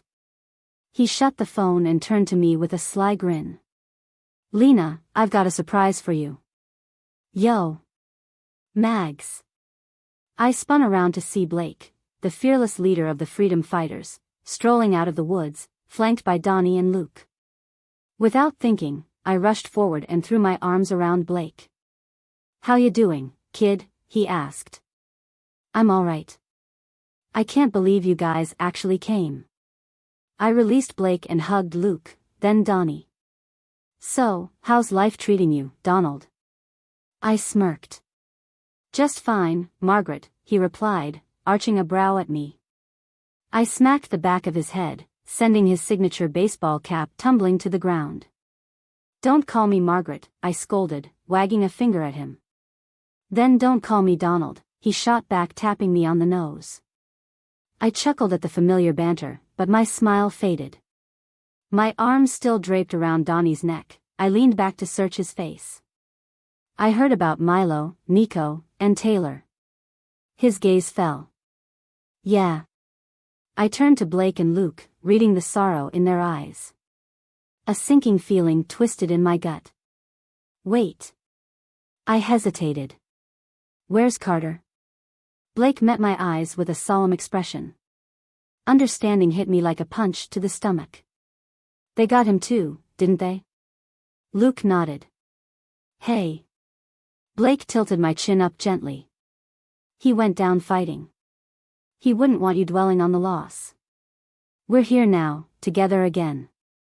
Let's treat this like a reunion, not a funeral. You're right, I whispered, a bittersweet smile creeping onto my lips. Come inside, we'll get something to eat. Rowan trailed behind as we entered the kitchen. Over lunch, we reminisced about old times, sharing embarrassing stories and teasing each other over past mistakes. We laughed at Donnie for taking nearly a year to master throwing a knife. We laughed at me for sneaking along on missions when I wasn't supposed to. Every fallen comrade was honored in our memories, their presence felt even in their absence. But despite the warmth of old friendships, there was an emptiness. Ethan was missing. The others sensed it but chose not to mention it. Blake caught my eye knowingly, silently promising to talk to him. But in that moment, I let myself enjoy the company, the laughter. I forced myself to forget the hollow feeling, no matter how much it gnawed at me. Night had settled. Ellie lay asleep in her bed, as was the rest of the house. Reinforcements had arrived throughout the day, setting up tents in the yard. I spent most of my time with Blake, Luke, and Donnie, but my mind wandered through memories, leaving my body to exist in the present. The moon was nearly full, casting a silvery glow across the sky. Its light called to me. I slid the window open, inhaling the crisp night air. I needed space, time to think. Scribbling a quick note for Ellie in case she woke to find me gone, I stepped out into the night. The wind embraced me as I soared through the sky. My feathers parted the air, carrying me effortlessly. I stretched my arms, surrendering to the breeze. The cool gusts ruffled my hair, which had started to grow out again. I ascended higher and higher, chasing the moon. As the air thinned and my lungs burned, I closed my wings and let myself drop. Free falling, the trees rushed toward me. At the last second, I snapped my wings open, barely skimming the treetops. Then I glided, allowing the wind to take me where it pleased. Below, a winding path snaked through the trees. A lone figure walked along it. Ethan. I descended, landing directly in his path. He stopped but didn't react, his eyes fixed on the ground. Ethan. I breathed, unable to form any other words. He lifted his gaze for a fleeting moment. His eyes, once familiar, now held resentment and torment. Breaking the moment, he turned away, stepping past me. I leaped into the air, landing in front of him again. What do you want? He mumbled, eyes still lowered. Ethan, why are you like this? I pressed, stepping closer. You already know why, he snapped, his narrowed eyes burning into me. The green in them was darker than I had ever seen. I'm sore. Don't. He cut me off, raising a hand. Just, don't. I exhaled sharply. Why did you revoke your vouch? His shoulders sagged, his expression shifting from anger to shame. Look, you made your choice, and now we both have to live with it. But I just... He licked his lips, hesitating. I need time. I can't be around you right now. I'm sorry. Margaret. He turned back toward the house and walked away. Not once did he look back. He called me Margaret. He never called me Margaret. Not since the day we met. A lump formed in my throat, and I took off in the opposite direction. I ran, faster and faster, until my limbs shifted and I sprinted on all fours. The brambles tore at my fur, but I didn't stop. I burst into a clearing, where a pond reflected the moon like a glowing pearl. Tilting my head back, I howled. My voice echoed, carrying into the night. Other howls answered, harmonizing with mine, a chorus to the moon. Chapter 28. We were set to depart at dawn. The usual hush had settled over everyone, friends clinging to one another, lovers entwining their fingers as if they might never get the chance again. I sat beside Blake in the yard, Rowan a short distance away, focused on the pile of papers before him. Blake nudged me with his shoulder. "I can tell something's off, Mags." His expression made it clear that lying was pointless. "He told you, didn't he?" "Ethan, I mean." I huffed, annoyed. "Am I seriously the only one who didn't know?" "Pretty much, yeah." He shrugged. "Look, I know it's not your thing, but maybe you should give him a chance." "I can't, Kentucky. I just can't." I turned away, unable to meet his gaze. "If you won't give him a chance at love, at least let him stay in your life as a friend." He gently lifted my chin so I had to face him. "Listen, I know this is hard for you, but Ethan has only ever cared about you. And the way you're treating him? It's not right." I pushed his hand away and stood. "I'm sorry, Blake, but I can't deal with this right now." He made his choice. I made mine. And we both have to live with that. Out of the corner of my eye, I caught Tessa slipping into the trees. "I have to go." I hurried to Rowan, leaning down to whisper in his ear. "I need to handle something. It's important. Cover for me." He nodded, and I sprinted after Tessa. Once I entered the woods, she was nowhere to be seen, but I had an idea of where she was headed. I took my time, soaking in the peaceful rustling of the leaves, knowing this might be my last walk through these woods. Distantly, I heard the playful yips of wolf pups. I followed the sound, finding the same rocky clearing where I had first met Tessa. She sat on the ground, stroking a pup whose head rested in her lap, while two others tussled in the dirt. They were noticeably larger since I had last seen them, their fluffy fur settling into a sleeker coat. "Tessa," I called. She looked up, smiling. The pups ran toward me, tackling me to the ground, their tongues covering my face in sloppy kisses as I struggled to fend them off. Tessa laughed. "Looks like they remember you." I finally managed to escape their enthusiastic attack, brushing leaves and dirt from my clothes. "Yeah, seems like it." "Come on," she grinned playfully. "I found this amazing field full of wildflowers." "Tessa, I need to talk to you." Her smile faded, and she nodded, sitting on the edge of the rock with her legs dangling. I took a seat beside her. "Are you going to fight tomorrow?" I asked. She inhaled deeply. "Yes. I can't fight Silas alone. He's too strong. If I go against him by myself, I won't survive." She flinched at my words. "I need you to fight with me." Her lips pressed together as she looked away. "I'm not much of a fighter." "Tessa, you're one of the strongest beings alive." "I won't lie, this will be dangerous. But together, we can win. Please. I need you." I placed a hand on her shoulder. She hesitated before nodding. "All right. I'll fight with you." Relief washed over me, and I hugged her. She stiffened but soon returned the embrace. "We'll make it through this. All of us." She scoffed. "Appreciate the optimism, but let's be real. Most of us aren't coming back." She stood. "Come on, I want to show you that field, just in case we end up being part of the most. The meadow was a sea of color, swaying in the soft wind. The pups raced through the flowers, rolling and tumbling, their fur dotted with petals. I never wanted to leave. Here, I could forget about tomorrow. Forget Ethan's anger.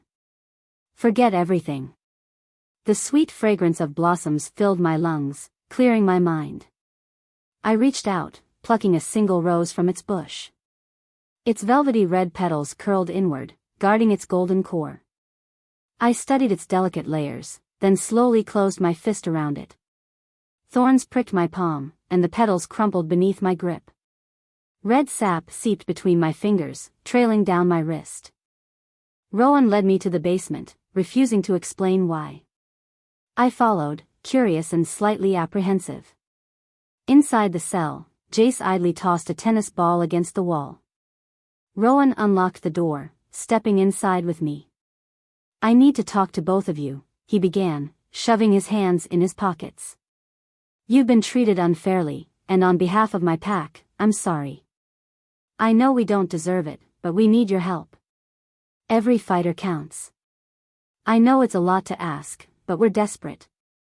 Lena, I know your answer. But Jace, I know you don't owe us anything. That's why," he gestured to the open door, "you're free to go." Jace eyed the exit in silence before turning to Rowan.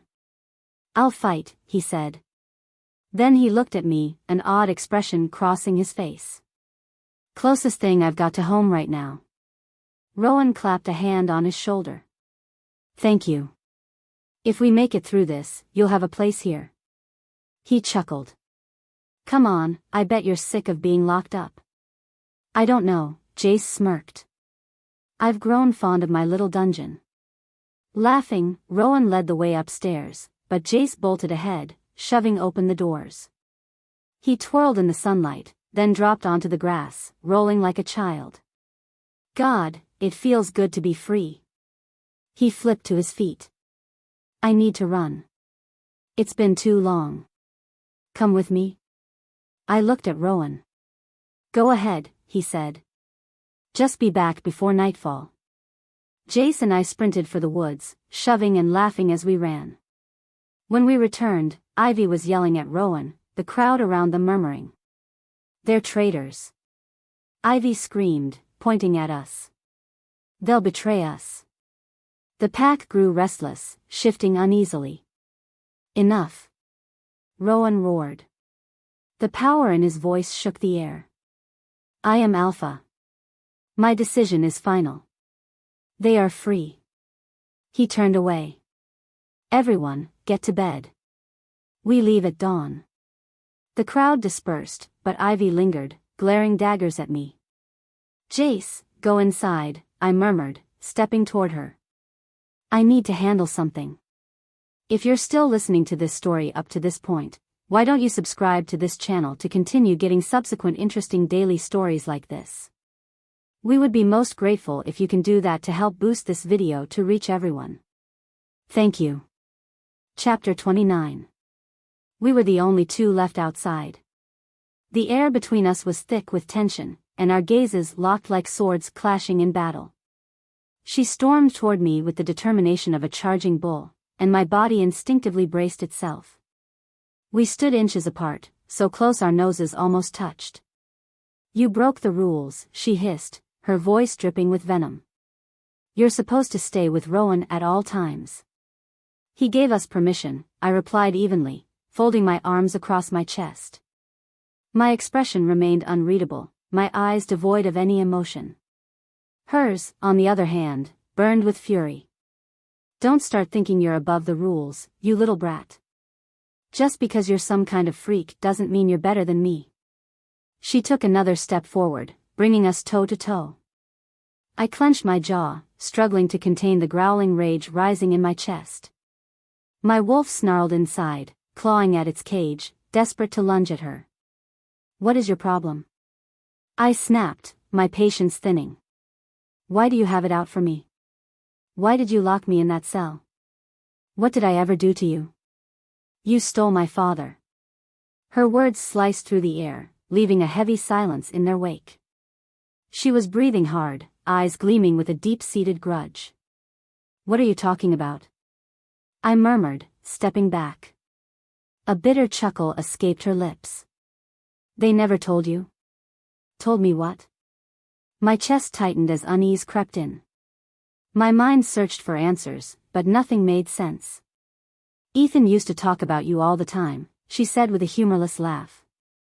"At first, it was just annoying. But then, he told me your parents' names, and everything clicked.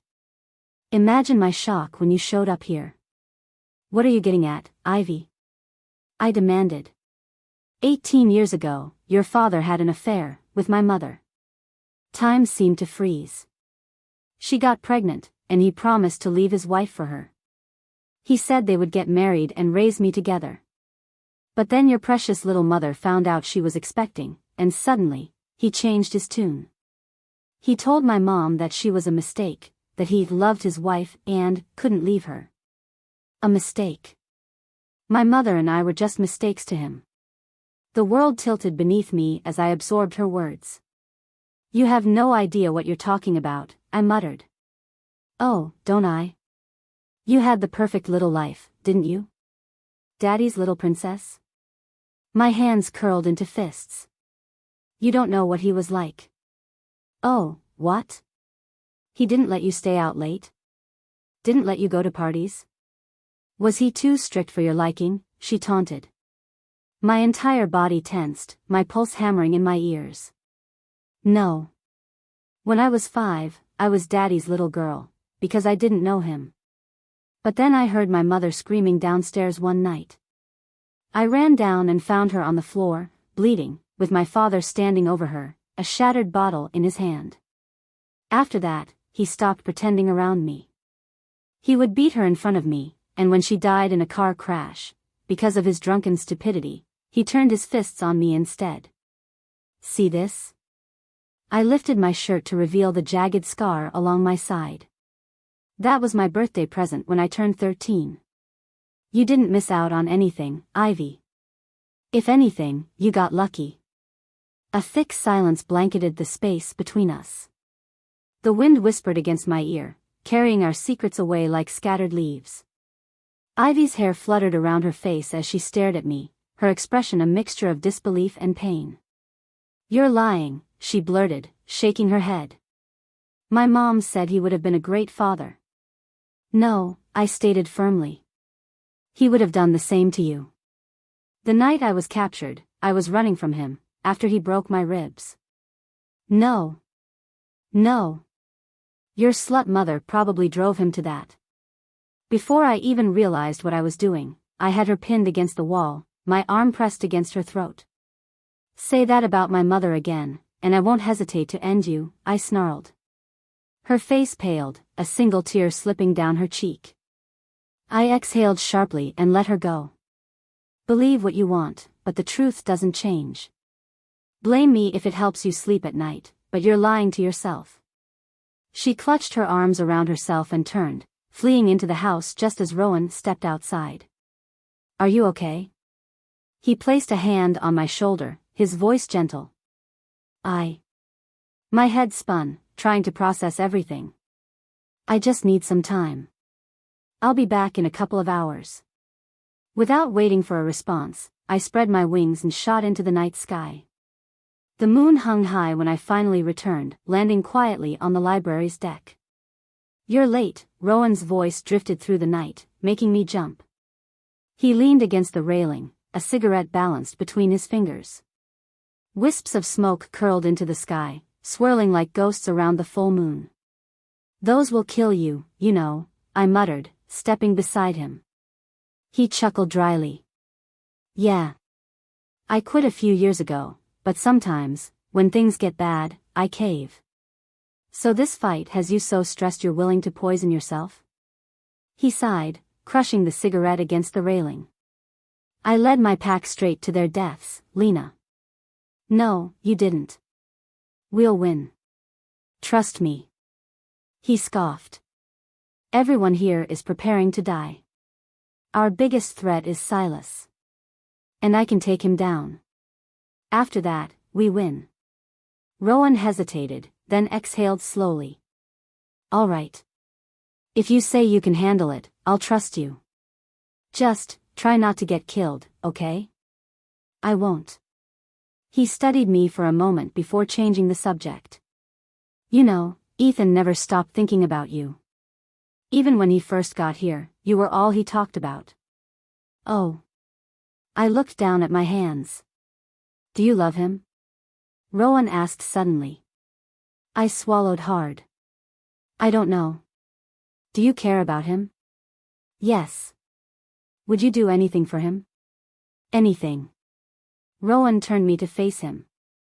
Then what are you still doing here? I hesitated for only a second before whispering, thanks, Rowan. He grinned. Go. And tell Ethan he owes me.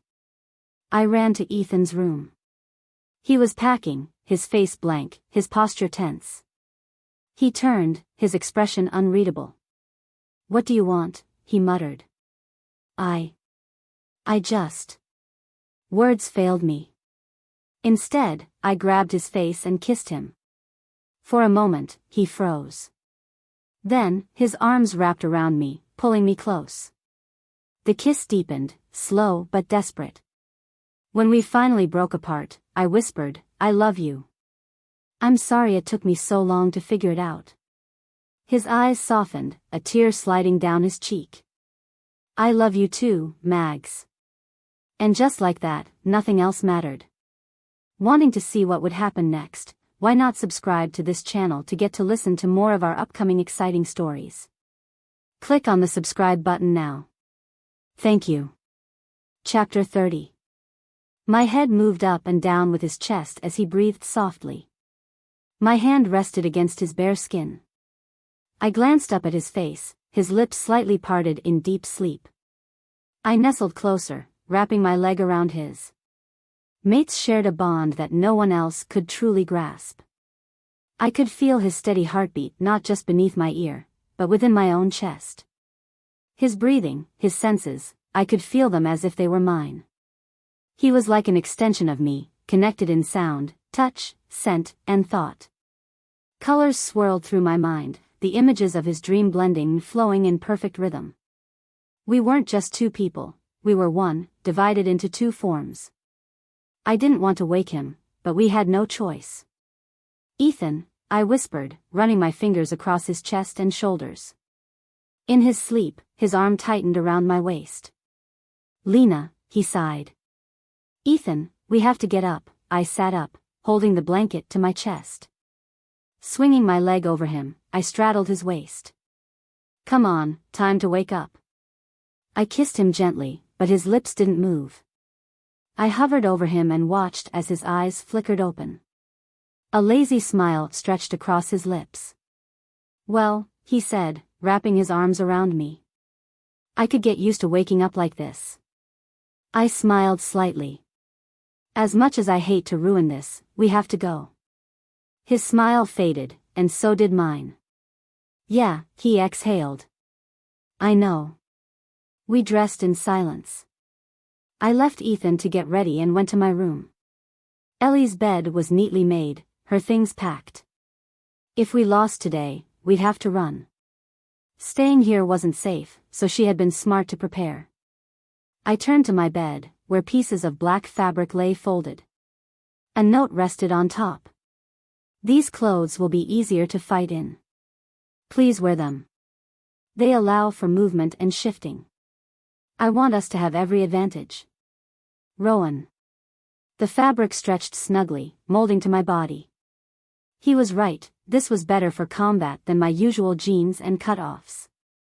The shorts ended mid-thigh, and the sleeveless camisole clung to my torso. A chill ran over my skin, though not from the cold. Fear slithered up my spine. The time was drawing near, and for the first time, alone in my room, the weight of it settled in. I shook it off and reached under my bed, pulling out the combat knife Rowan had given everyone. I flicked it open and cut slits into the back of my top, just enough for my wings to slip through. I stretched them, the tips curling against the walls. Wrapping my wings around myself, I crouched, breathing deeply. My fingers tightened around the knife, my knuckles turning pale. Finally, I flipped it closed and clipped it to my side. One last glance at my room, then I shut the door behind me. The courtyard buzzed with quiet tension. Everyone had gathered, preparing for what could be their last battle. The women wore the same outfit as me, the men dressed in black shorts, their chests bare. We looked like a procession of ghosts. Ethan stood beside me, dressed the same, his fingers laced through mine. We leave in 20 minutes. A runner relayed Rowan's orders to the pack. The betas assigned to their units whispered strategies, finalizing positions. Hey! Tessa pushed through the crowd, her face worried. Have you guys seen? She trailed off, staring at our entwined hands. Her gaze flicked between us before realization dawned, and a huge grin spread across her face. Finally. She jumped forward, hugging me. As much as I want to celebrate this, we have a problem. She let go, her excitement vanishing. Have either of you seen Ellie? No one can find her. No, I haven't. You? I turned to Ethan. He shook his head. I'll ask Rowan.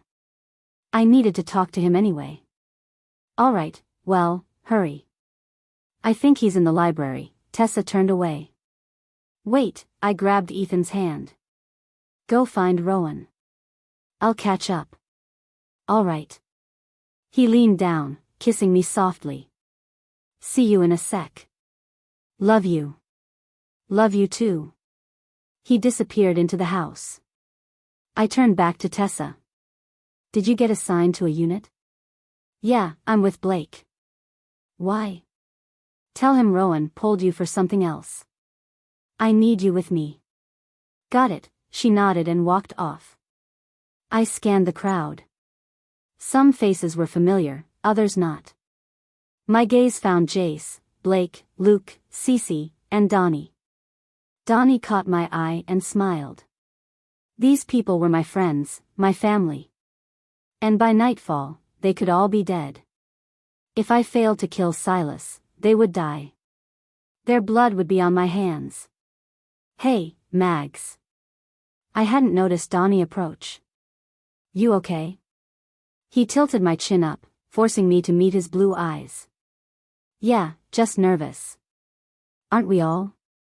He smirked and gripped my shoulders. Look, it'll be fine. We go in, you take out Silas, and everything's golden. No pressure, I muttered.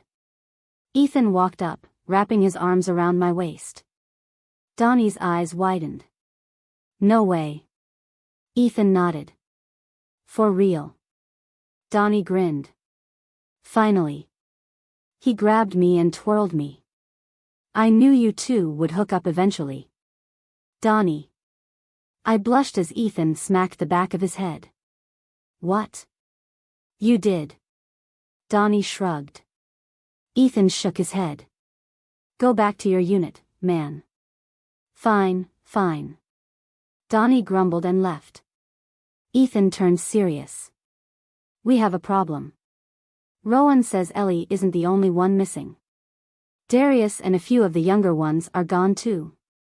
I frowned. Ellie would never abandon us. Ethan hesitated. What if there's more than one traitor? My stomach twisted. No. You think? It's possible. He looked at me with quiet sadness. She has a history with them. And she's one of the few who knew the battle location. I'm not saying it's her, but we have to consider it. We can't say anything yet, we don't need panic. The air was thick with unease as Rowan stepped onto a picnic table. The pack hushed. Ethan followed him. Rowan spoke. Thank you for staying to fight. We all know what's at stake. I've let my brother run wild long enough. No more. I won't lie, many of us will die. But if I die today, I'm taking them down with me. A powerful howl erupted from him, one by one, wolves joining in. I shifted, adding my voice to the chorus. The sound rang through the mountains, a song of fear and courage. Rowan jumped down, barking for us to follow. He sprinted into the trees. I hesitated, glancing back at the house one last time. Sunlight glinted off its glass, shimmering like a jewel. My home. Then I ran, disappearing into the forest with the rest of them. We ran for over an hour, deep into the woods. Rowan directed units into position. Then we waited. The forest was eerily silent. No birds. No wind. Nothing but our breaths. Then, a dark brown wolf stepped into the clearing. Cade. He lifted his nose, catching our scent. A cruel smile flickered in his eyes. He threw his head back and howled, summoning an army from the trees. Hundreds of them. We were outnumbered. 3-1. Ethan's voice filled my mind. It'll be okay. It was a lie. We were all going to die. Rowan's words echoed in my head. If I am to die today, I'm taking those bastards down with me. Wanting to see what would happen next, why not subscribe to this channel to get to listen to more of our upcoming exciting stories? Click on the subscribe button now. Thank you. Chapter 31. Talon and Zane walked on either side of Cade, their steps perfectly in sync as they moved toward the center of the field. We stood in silence, watching as they shifted back into their human forms, their menace undiminished. The air was still, thick with anticipation. No one spoke. No one moved. Rowan stepped forward from the bushes, revealing himself to Cade. Their eyes locked, Rowan's filled with anger and unease, Cade's brimming with cold arrogance. A smirk curled on Cade's lips as he approached, his every move exuding confidence. We trailed behind Rowan, as did the warriors covering our flanks. The pack stopped at the tree line, following Rowan's unspoken command. Stay calm. Don't let them provoke you. We need to delay the fight for as long as possible. The others need time to get into position. Stick with me and follow my lead. Rowan shifted as he moved, and we followed suit.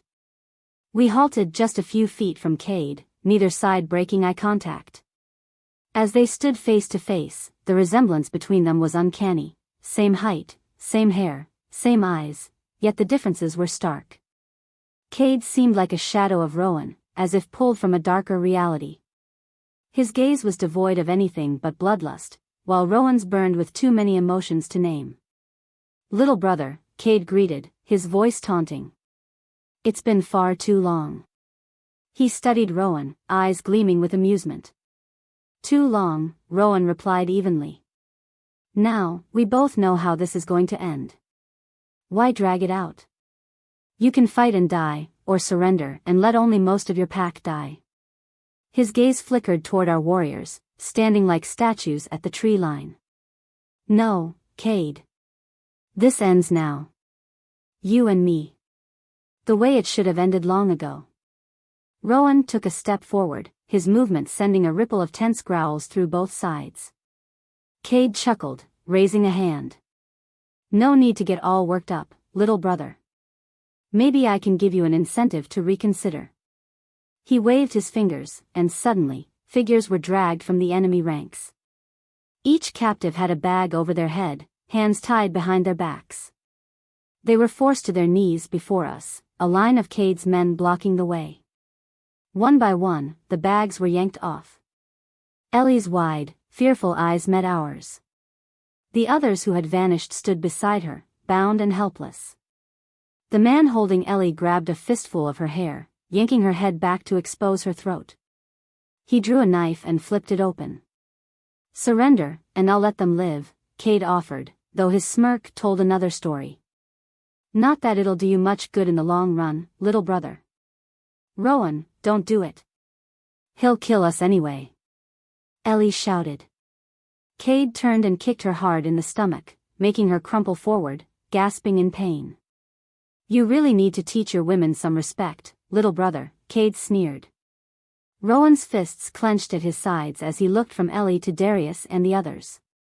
Even in their agony, they shook their heads, silently pleading with Rowan not to give in. He closed his eyes for a brief moment before lifting his chin. I will not surrender. Cade sighed, shaking his head in mock disappointment. Of course not. Too stubborn for your own good. He nodded to the man holding Ellie. Cade, stop. Rowan lunged forward, but the guards held him back. Fight me instead, you coward. Ellie met our eyes one last time. She nodded slightly. We each nodded back.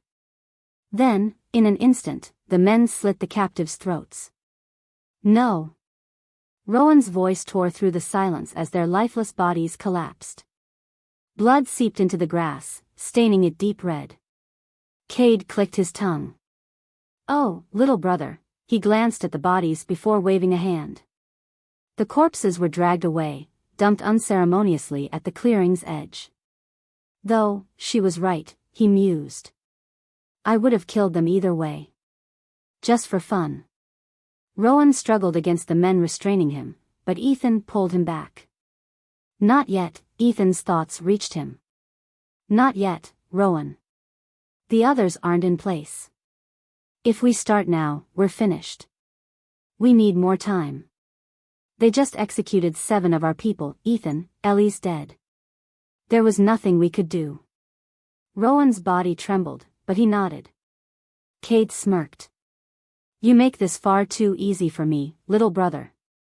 You care too much. Threaten one insignificant life, and you crumble.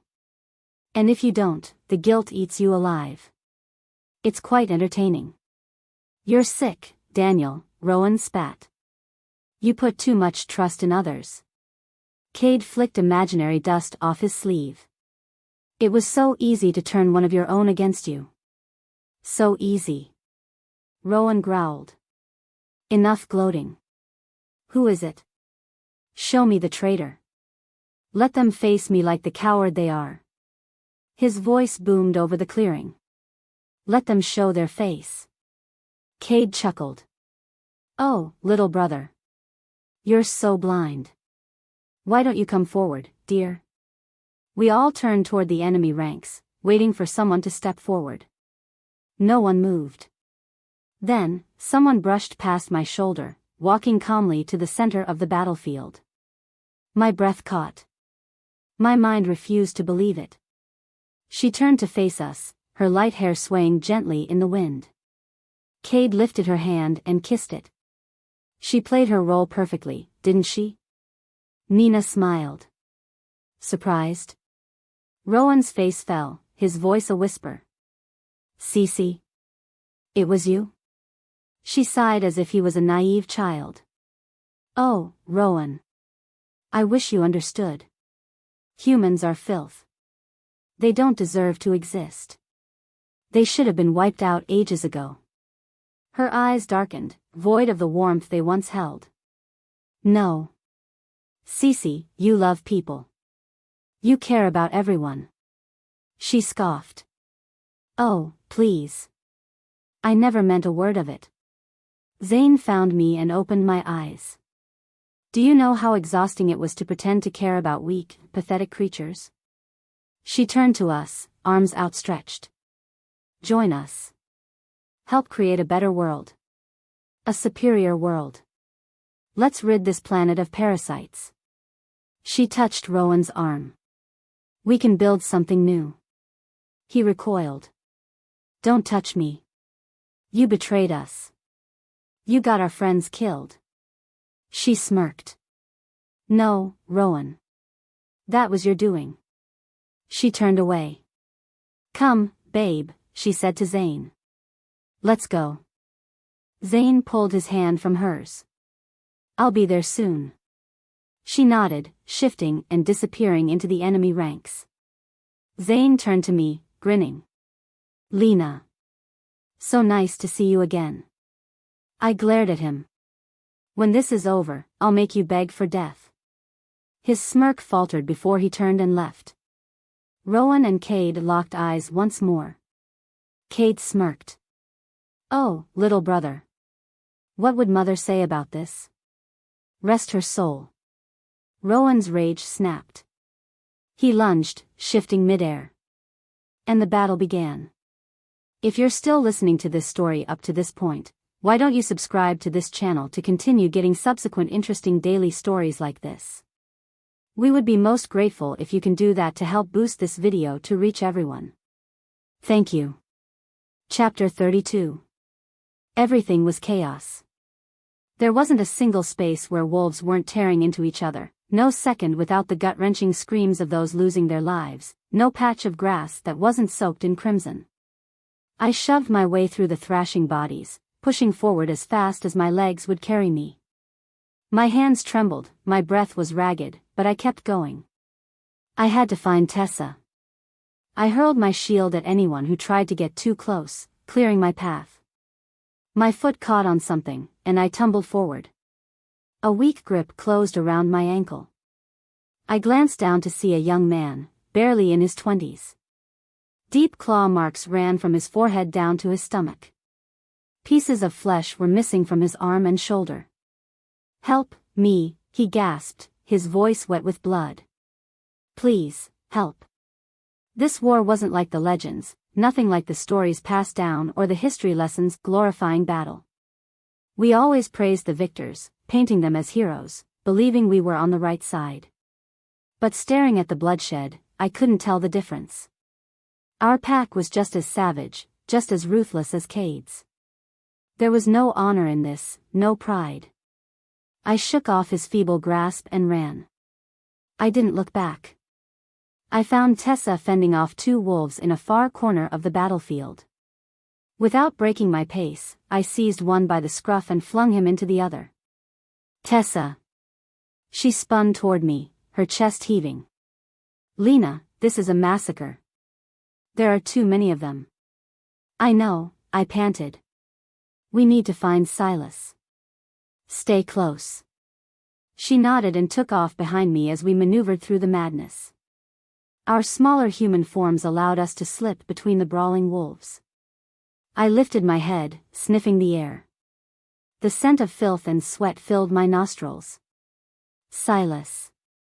We rushed faster, heading toward our fate. When we found him, 3 wolves had already surrounded him. But Silas merely grinned. One wolf let out a sharp yelp, then started thrashing wildly. His eyes went blank, and suddenly, he turned on his own comrade. Confusion filled the air as they fought each other, mindless and rabid. Silas laughed, entertained by the spectacle. The 3rd wolf lunged at him, pinning him to the ground. But Silas lashed out with a powerful kick, sending the wolf flying into a tree with a sickening snap. The impact forced the wolf back into his human form. Blake collapsed at the tree's base, motionless. My stomach clenched, and I bolted toward him, but Silas was already there. I pushed my legs harder, but it was like running through thick mud, every movement dragging me down. Silas pulled a knife from his belt and raised it high. "No!" I screamed. "Blake!" Silas looked up, his wicked smile growing. I was so close, yet still too far. He winked at me. Blake's eyes flickered open. "Lena," he murmured weakly. Silas' smirk deepened. And then, without hesitation, he drove the knife straight into Blake's chest. I skidded to the ground beside him. Blake gasped, his fingers curling around the hilt, blood already soaking his shirt. Before I could stop him, he yanked the blade free. A fresh surge of blood poured out, bubbling like a broken dam.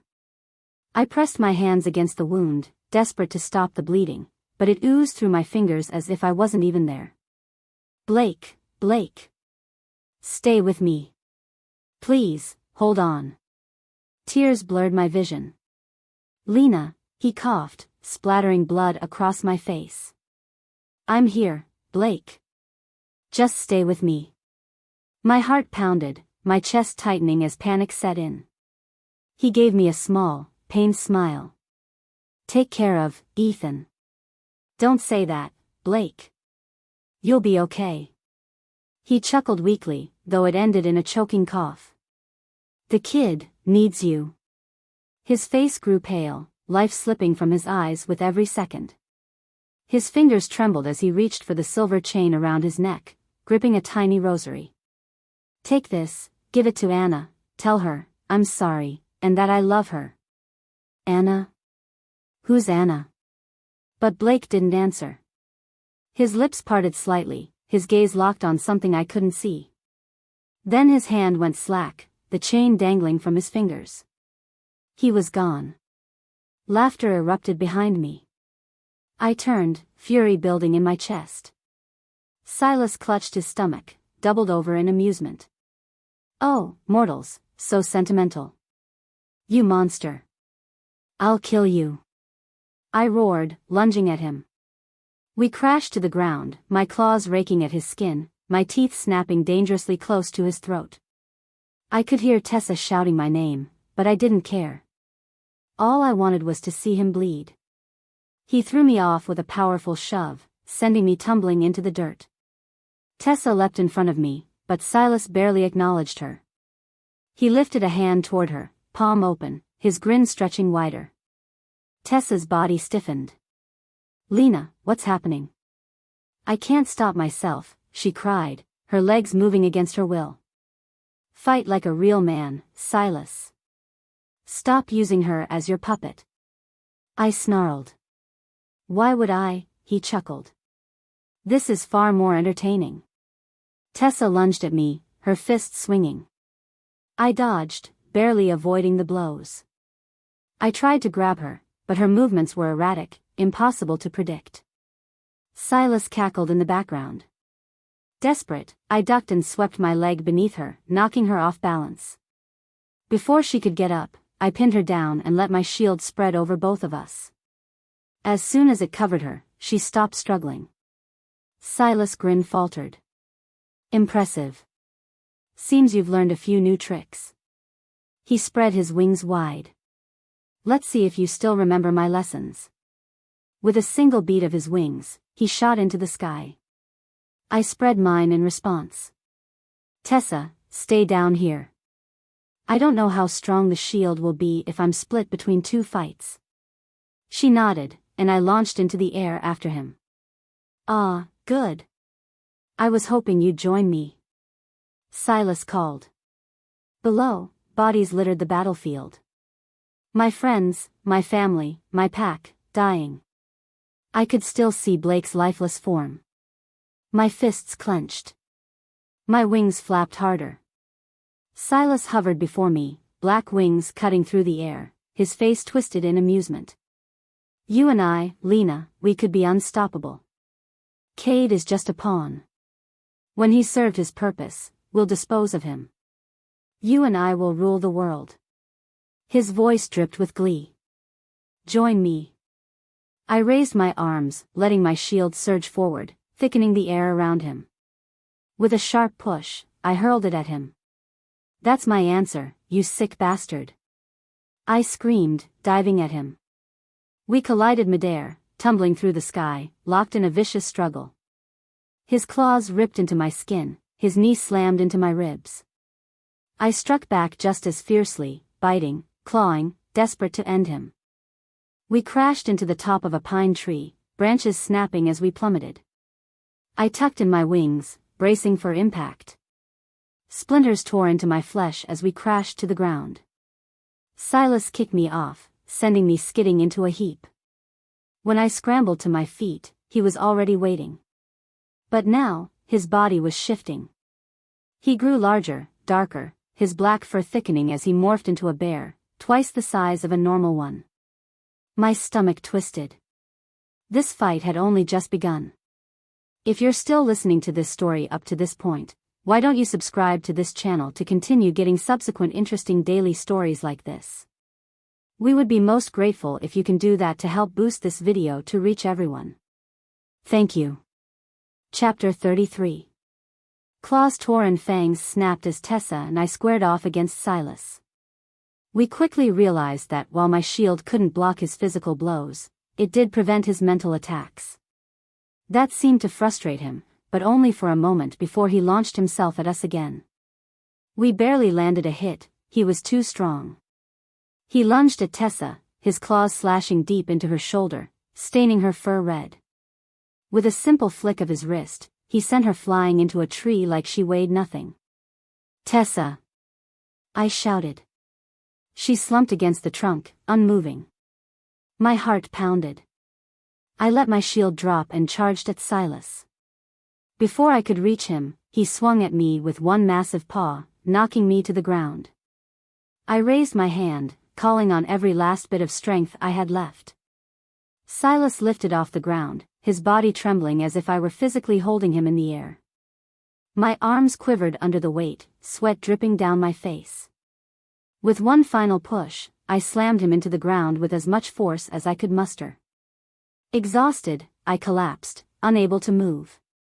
I could hear him getting up, brushing the dirt from his clothes like I hadn't just thrown him across the battlefield. Slowly, he walked over to where I lay bleeding, kneeling beside me with a smirk. You foolish child, he sneered. Did you really think you could defeat me? You had potential, Lena. You could have ruled at my side, above all these pathetic creatures. But you chose defiance. He tucked a stray strand of hair behind my ear. Such a waste. With barely a flicker of movement, he grabbed me and shot into the air. My stomach dropped as I felt the wind rush past. I struggled, but my strength was gone. Blood dripped from my lips as I coughed. Look at them, he commanded, gripping my chin and turning my face toward the battlefield below. From this height, the fighting wolves looked like insects, their movements frantic. The bodies of the fallen littered the ground like discarded dolls. They're insignificant. They're dying for creatures who are nothing more than parasites. He turned my face back to his eyes glowing a dangerous shade of red. His fangs glinted in the dim light. And you chose to be one of them. That makes you worse. Then, he let go. I plummeted toward the earth. He swooped after me, gripping my shoulders midair, forcing me down faster. The ground rushed up at me, my body unable to resist. I clawed at his hands, but they wouldn't budge. The impact was deafening. At first, I felt nothing but a loud ringing in my ears. Then the pain hit me all at once. My arm was dead weight at my side, and breathing was like inhaling fire. My body refused to move, my vision darkening. The blackness swallowed me whole. I came to, gasping in agony. Every movement sent pain shooting through my ribs. Blood soaked my clothes, pooling beneath me. I turned my head toward the battlefield. Wolves fought relentlessly, tearing and shredding without mercy. This is your fault. Blake, Ellie, they lay lifeless in the dirt, their bodies limp and broken. You're weak. Ethan stood over Zane, hands wrapped around his throat. They fought as humans now, bare fists colliding with bone. Zane's face twisted with panic, while Ethan was consumed with rage. I know what you did, you sick bastard, Ethan snarled. And I'm going to make you pay. Ethan's fists slammed into Zane's face, over and over. Zane's cries grew weaker. Ethan shifted, towering over his enemy. He grinned, baring his teeth. In one swift motion, he clamped his jaws onto Zane's shoulder and tore his arm clean off. Zane's scream was blood-curdling. Blood gushed from the gaping wound, but Ethan didn't stop. He was going to make sure Zane never walked away. You failed them. Rowan and Cade ripped into each other, years of hate fueling their fight. Jace and Talon hurled each other across the field. The battle was turning against us. More of our pack lay still, lifeless. The enemy pressed in, outnumbering those who remained. You were supposed to stop this. A shadow loomed over me. Silas knelt beside me, his lips curling into a cruel grin. Poor little Lena. Weak. Alone. He wrapped his fingers around my throat and squeezed. I gasped, clawing at his hands, but my body refused to respond. I couldn't even summon my shield. It's over, he whispered, tightening his grip. You lost. My vision faded. Then, a scream pierced the air. The battlefield fell silent. Silas' grip loosened, his body slumping against mine. I sucked in a ragged breath as he coughed, blood bubbling from his mouth. He tried to speak, but only a choked gurgle escaped. The light in his eyes faded as his body went limp. Lena. A voice called frantically. Lena, answer me. Silas' body was shoved off me. A pair of hands grabbed my face, forcing me to look up. Tessa. I croaked. Oh, thank God. She exhaled, her voice shaking. I thought I was too late. She hooked an arm under my shoulder, pulling me upright. Pain shot through me and I nearly screamed, but I let her help me up. I turned my head towards Silas' still body. A knife protruded from his back. You killed him, I mumbled. Tessa looked at the body, shock washing over her face. Yeah, I did. Mags. Ethan rushed through the crowd. He pulled me from Tessa and cradled me in his arms, lowering us both to the ground. The pain melted away as he wrapped his arms around me, his heartbeat steady against mine. My exhaustion overtook me, my eyes growing heavy. "Why have you stopped?" Cade's voice rang through the field. "Attack." No one moved. They all stared at Silas' body. "Do as you are ordered." Cade's face twisted in rage, his eyes flashing bright red. "Attack, damn you." Rowan stepped forward. "They won't listen, Cade. They know you have no power without him. It's over." Cade turned to his wolves, desperation creeping into his voice. "Fight. Don't listen to him." One by one, Cade's pack fled into the trees. Rowan sighed, watching them go. "Go home." Cade turned, eyes blazing. You did this." He lunged at Rowan, hands reaching for his throat. "You ruined everything." But he was sloppy. Rowan caught him, twisting him around. His arm wrapped tightly around Cade's neck. "Goodbye, brother," Rowan whispered. A sickening snap filled the air.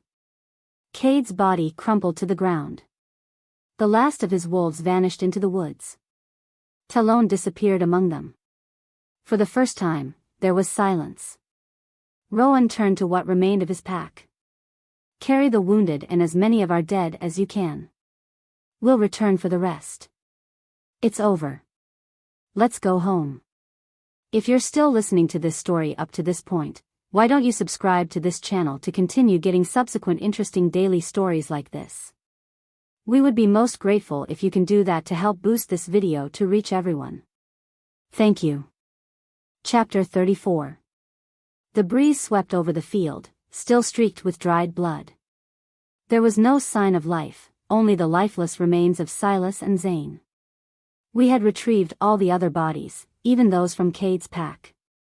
Rowan had personally carried Cade, he wanted to lay his brother to rest. We returned those we could to their families, while the rest found a place in a temporary graveyard a couple of miles away from the house. Inside the house, packed bags and boxes filled the rooms. Those who had somewhere to go were returning to their families. Others were leaving to carve out a fresh start, determined to put this hidden battle behind them. But for tonight, we all stood together in the courtyard beneath the glowing full moon. We had just come back from the burial site, where we bid our final farewells. Clothed in black, the men wore suits or ties, and nearly everyone bore signs of injury. I had my arm wrapped in a cast and sling, my ribs secured with bandages. Ethan carried stitches in several places and a broken nose. Though our wounds ran deep, our bodies would heal in days. However, some in the infirmary faced a much longer road to recovery. The most severe cases had been taken to a hospital, their injuries beyond what we could handle alone. Rowan climbed onto the picnic table, his voice carrying over the hushed crowd. "We have lost many good people, and we will remember them always." His gaze met ours, understanding the depths of pain we all carried. Ethan squeezed my hand, his grip warm and reassuring. "I want to thank them, and all of you, for standing by me and fighting with me. The odds were stacked against us, but we persevered, though at a great cost. Tonight, we gather to honor those we've lost and say our goodbyes. They have been laid to rest, knowing they fought for something greater than themselves, helping to rid the world of a terrible threat." Pulling a small paper from his jacket pocket, he took a breath. "Let us take a moment of silence as I read the names of those who have fallen." One by one, he read off the names. Many I didn't recognize.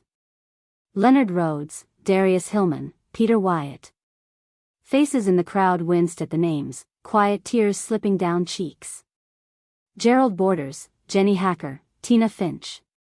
The list stretched on, nearly 100 names. But two names shattered me the most. Blake McGraw, Ellie Rivera. Rowan's expression tightened as he spoke Ellie's name. Ethan gripped my hand harder, offering what little comfort he could. But the ache in my chest remained. I could still see Blake's face. No. I had screamed. Blake. Silas had looked up, the knife poised high above him. I was trapped in that moment, reliving the horror. I had rushed to Blake's side, kneeling beside him as his blood poured out. He had clutched his chest, gasping. Before I could stop him, he had yanked the knife from his body. A flood of crimson followed, slipping through my fingers as I pressed desperately against his wound. And his last words still echoed in my mind. Take my body to my parents, they already know about all this. He had reached for a small rosary around his neck. And tell Anna, I'm sorry, and that I love her. With his final bit of strength, he had torn the chain from his neck. Give this to her, don't let her forget me. I clutched that chain now, squeezing it so tightly that its imprint marked my palm. There were still promises left unfulfilled, tasks I had to complete. As Rowan finished the names, he folded the paper and tucked it back into his pocket. Now, he said, clearing his throat. Despite the pain of losing our closest friends, we welcome 2 new members to our pack tonight. I propose adding Lena and Jace to our family. Council members, all in favor? I watched as every council member raised their hands. Ethan lifted his arm high, beaming down at me. Ivy, too, raised her hand, giving me a small nod. I nodded back, a faint smile tugging at my lips. In the crowd, I caught sight of Jace. He looked shocked, unsure, overwhelmed by the attention. He smiled, but something in his eyes spoke of hesitation. Then it's decided. Lena, Jace, welcome to the pack. The crowd erupted into cheers, clapping our backs and congratulating us. And now, in memory of those who gave their lives for our victory, let us celebrate them.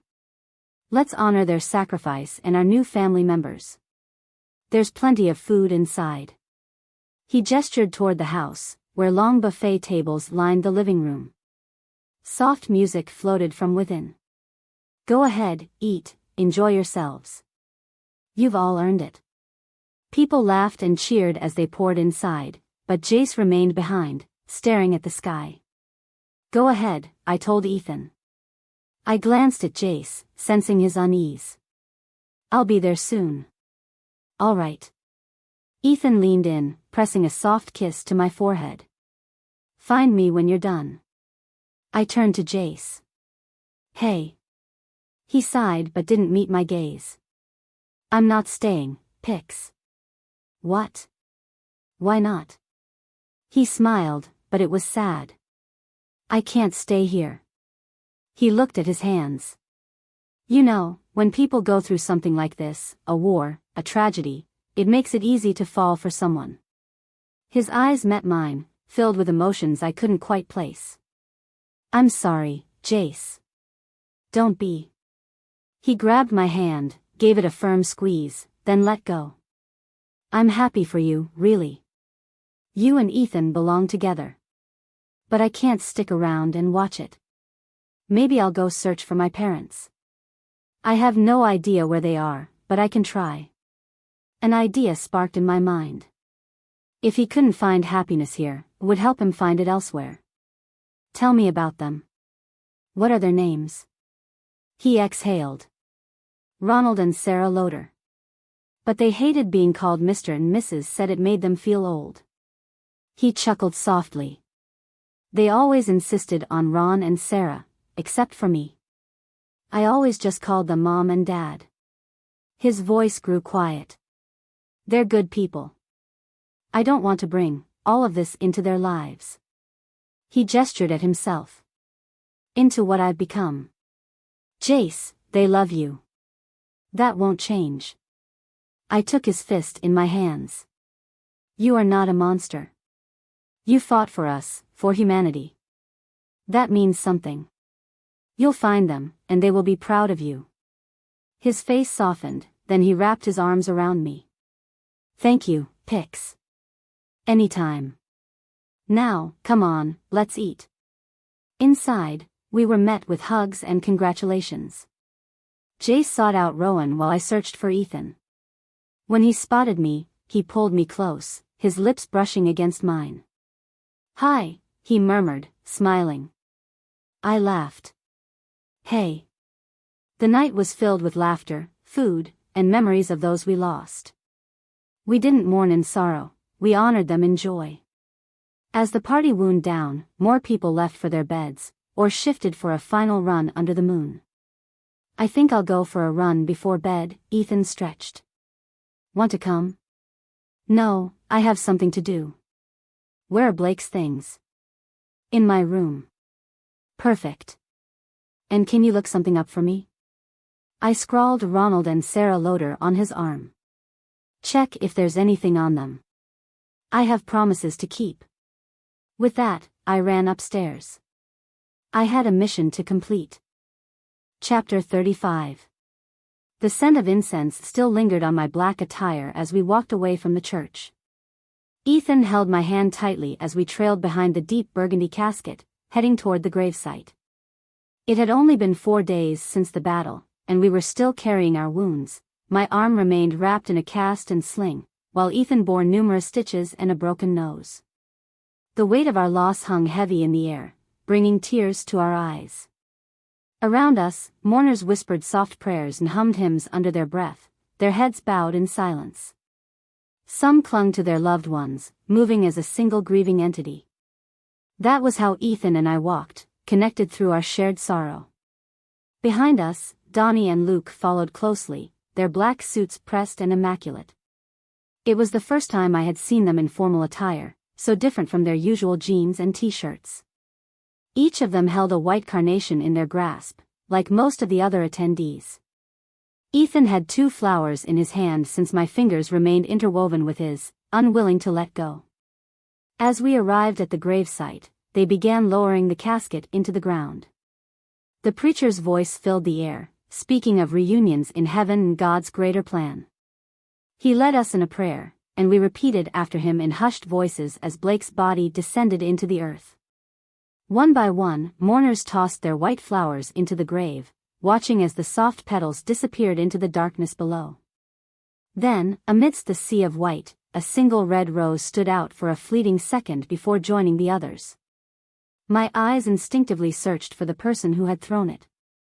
A woman dressed in a flowing black dress, her blonde hair tied back in a neat bun, stood quietly with her head slightly lowered. As if sensing my gaze, she turned and met my eyes with piercing blue ones. She studied me for a moment before turning away, lifting a small figure into her arms. The child, also dressed in black with white tights, rested her head against the woman's shoulder. Something inside me urged me forward. Gently untangling myself from Ethan, I made my way toward them, careful not to disturb the mourners still praying near the grave. I could feel Ethan's concern and confusion, but I sent him a silent wave of reassurance, letting him know I was okay. I wanted to tell him everything, but Blake had entrusted this secret to me in his final moments, and I wouldn't reveal it until I was certain it was the right thing to do. The woman noticed me approaching and immediately turned, attempting to blend into the crowd. But I had speed on my side, and I swiftly but gently intercepted her path. She gasped softly at my sudden presence, instinctively pulling the child closer, protectively shielding her with an arm. A small golden band gleamed on her finger as she took a step back. "Please, wait," I urged, holding up my hands in a gesture of peace. "I'm Lena Burks. I was a close friend of Blake's." She hesitated, clearly still wary. Reaching into my pocket, I pulled out the rosary Blake had given me. "He wanted me to give this to you, Anna." Her blue eyes narrowed at me. "I'm Sophie," she corrected. The little girl in her arms lifted her head, her green eyes scanning me with curiosity, an expression so reminiscent of Blake it sent a pang through my chest. Her voice was soft, melodic, almost like a song. "My name is Anna. You knew my daddy?" Understandably, Sophie hadn't wanted to speak much on the day of the funeral. But she admitted that Blake had mentioned me before and that he wouldn't have given the rosary to just anyone. She invited me to visit her home the following day. Rowan lent me a Jeep with a GPS, and I followed the directions for over an hour before reaching a modest, light blue house. Checking the address on the slip of paper in my pocket, I confirmed it matched. Taking a deep breath, I stepped out of the Jeep and walked up to the door, gripping the rosary chain in my pocket. There was no doorbell, so I knocked. After a few moments, an older woman in black answered, her sharp eyes assessing me. Yes? Hi. I'm Lena Burks. I was a friend of Blake McGraw. She didn't look convinced, so I quickly added, Sophie invited me over. I pulled out the rosary. He wanted me to give this to Anna. Her expression softened slightly, and she nodded. Come in, she said, stepping aside. She gestured toward an old paisley couch, inviting me to sit. Sophia and Anna should be back from the store any moment. So you knew my son-in-law? Son-in-law? So, you're Sophie's mother? I asked, surprised. Yes, that's right. Would you like something to drink? No, thank you. Just then, the door creaked open, and a little voice called out. Gamma. Anna ran into the house, her golden curls bouncing with each step. She wore a pink dress with a purple headband, her face filled with innocent joy. She leaped into her grandmother's lap, hugging her tightly. Hi Gamma. Hello, sweetheart, the woman cooed, pressing a kiss to her forehead. Sophie followed behind, setting down grocery bags. Hello, Lena. I see you've met my mother, Sophie said, her tone softer than the day before. Yes, she's been very kind, I responded. Anna, do you remember Lena? She was a friend of your father's, her grandmother said gently. Hi. Anna waved at me, her tiny hand enthusiastic. I smiled. Hi, Anna. I meant to give this to you yesterday. I held out the rosary. She clambered off her grandmother's lap and onto mine, her little hands reaching out. That was my daddy's, she murmured in awe. Yes, it was. And now, it's yours. I fastened the chain around her small neck, the cross dangling low against her tiny frame. She traced the silver with her fingertip, eyes wide with wonder. He loved you very much, Anna. He wanted you to have this. Look, Mommy. Look, Gamma. Pretty. It's beautiful on you, dear, Sophie said softly, smiling. After a moment, Sophie asked, if you don't mind me asking, when were you and Blake married? He never mentioned it. We met when I was 18, and he was 17. We married a year and a half later. 2 years later, we had Anna. Her fingers traced her wedding band as she smiled wistfully. We kept it secret for our safety. Blake didn't want anyone using us against him. I nodded, understanding. And, do you know about the wolves? Yes. He told me everything. Her voice wavered slightly. I never told Anna. Maybe one day, but not now. I pulled the photo from my pocket and handed it to her. He wanted you to have this too. Sophie's chin trembled as she traced Blake's face. Thank you, she whispered. Can Lena stay for dinner? Anna chimed in hopefully. I smiled at her. I can't today, sweetheart, but I'll visit again. Anna beamed. Yay! Auntie Lena is coming back. As I left, Sophie's mother walked me to the door. You can call me Louise, she said warmly. And I do hope you visit again. I nodded. I will. I promise. Chapter 36. Are you ever going to tell me where we're headed or not? Jace asked, folding his arms across his chest as he sat in the front seat of the Jeep Rowan had loaned me again. If I haven't already told you, do you really think I'm going to now? My arm had completely healed since the battle, and Jace's wounds had faded into scars. He had announced about 2 weeks ago that he was leaving, and Rowan reassured him that he would always have a place in the pack, no matter where he went. He insisted that Jace stay a little longer, though, to fully recover and gather supplies before heading off. Jace agreed, giving me just enough time to track down the right address. It had taken me several phone calls and a lot of searching, but I had finally found the right place a few days earlier. It was the last loose thread that needed tying, the last chapter in a long and painful story. The GPS gave its robotic announcement, "Your destination is on the right." Jace turned his head to look out the window, his eyes widening with shock. That's my house," he said, his voice almost a whisper. He turned back to me, confusion and disbelief painted across his face. "What are we doing at my old house?" I reached into my pocket and pulled out an article Ethan had found. It featured a black and white photo of Jace, his smiling face captured in a typical school portrait.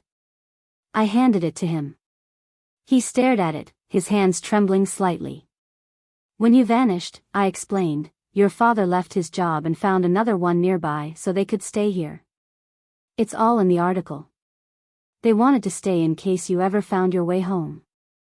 When the police stopped looking, they kept searching on their own, putting up posters, raising awareness, doing everything they could." He kept glancing between the article, the house, and me. They never stopped hoping their son would come back to them. His breathing hitched. "You mean, they're inside? Right now? My mom and dad are in there?" "They should be," I nodded. "It's 9 o'clock on a Saturday morning. Where else would they be?" "Home," he whispered, staring at the quaint brick house. A small flower garden blossomed beneath a window with blue shutters. The front door matched the shutters, and a brown doormat with the word "Welcome" sat neatly in front of it. A simple porch with a rocking chair faced the street, just as inviting as I had imagined it. I switched off the ignition and opened my door, but Jace remained frozen in his seat. I walked around and opened his door for him, holding out my hand. "Come on, Jace. It'll be okay. Trust me." He hesitated but finally took my hand, stepping out of the Jeep. He trailed behind me as we walked up to the front door, his steps slow and uncertain. The tension between us was thick as I pressed the doorbell. He inhaled sharply and held his breath as footsteps approached from the other side of the door. The door creaked open to reveal a petite woman in a bathrobe and slippers. Her bright red hair was piled in a messy bun on top of her head, and she squinted at us, clearly missing her glasses. "Sarah Loader?" I asked. "Yes," she answered warily. "Who are you?" "My name is Lena, and I've brought someone who has missed you dearly." I reached back and pulled Jace forward into her view. She gasped, throwing her hands over her mouth. Squinting, as if trying to make sure she wasn't imagining him, she stepped forward, her hands trembling. Slowly, she lifted a shaking hand and placed it on his chest. When she felt his warmth, she cupped his face with both hands, tears welling in her eyes. "Jace," she whispered. He hesitated, placing his hands over hers. "Yeah," he said, his voice thick with emotion. "Yeah, it's me, Mum." She burst into tears, flinging herself into his arms. He held her tightly as she sobbed into his chest. "Sarah? Who is it?" A man's voice called from inside. "Oh, Ron. Ron, come look," she sobbed, gripping Jace's hand like she was terrified he might vanish again. A man appeared in the doorway, dressed in pajamas with a coffee mug in his hand. He looked at Sarah in confusion before turning his eyes toward Jace. The mug slipped from his grasp, shattering as coffee splattered across the porch. "Son," he choked, staring in disbelief.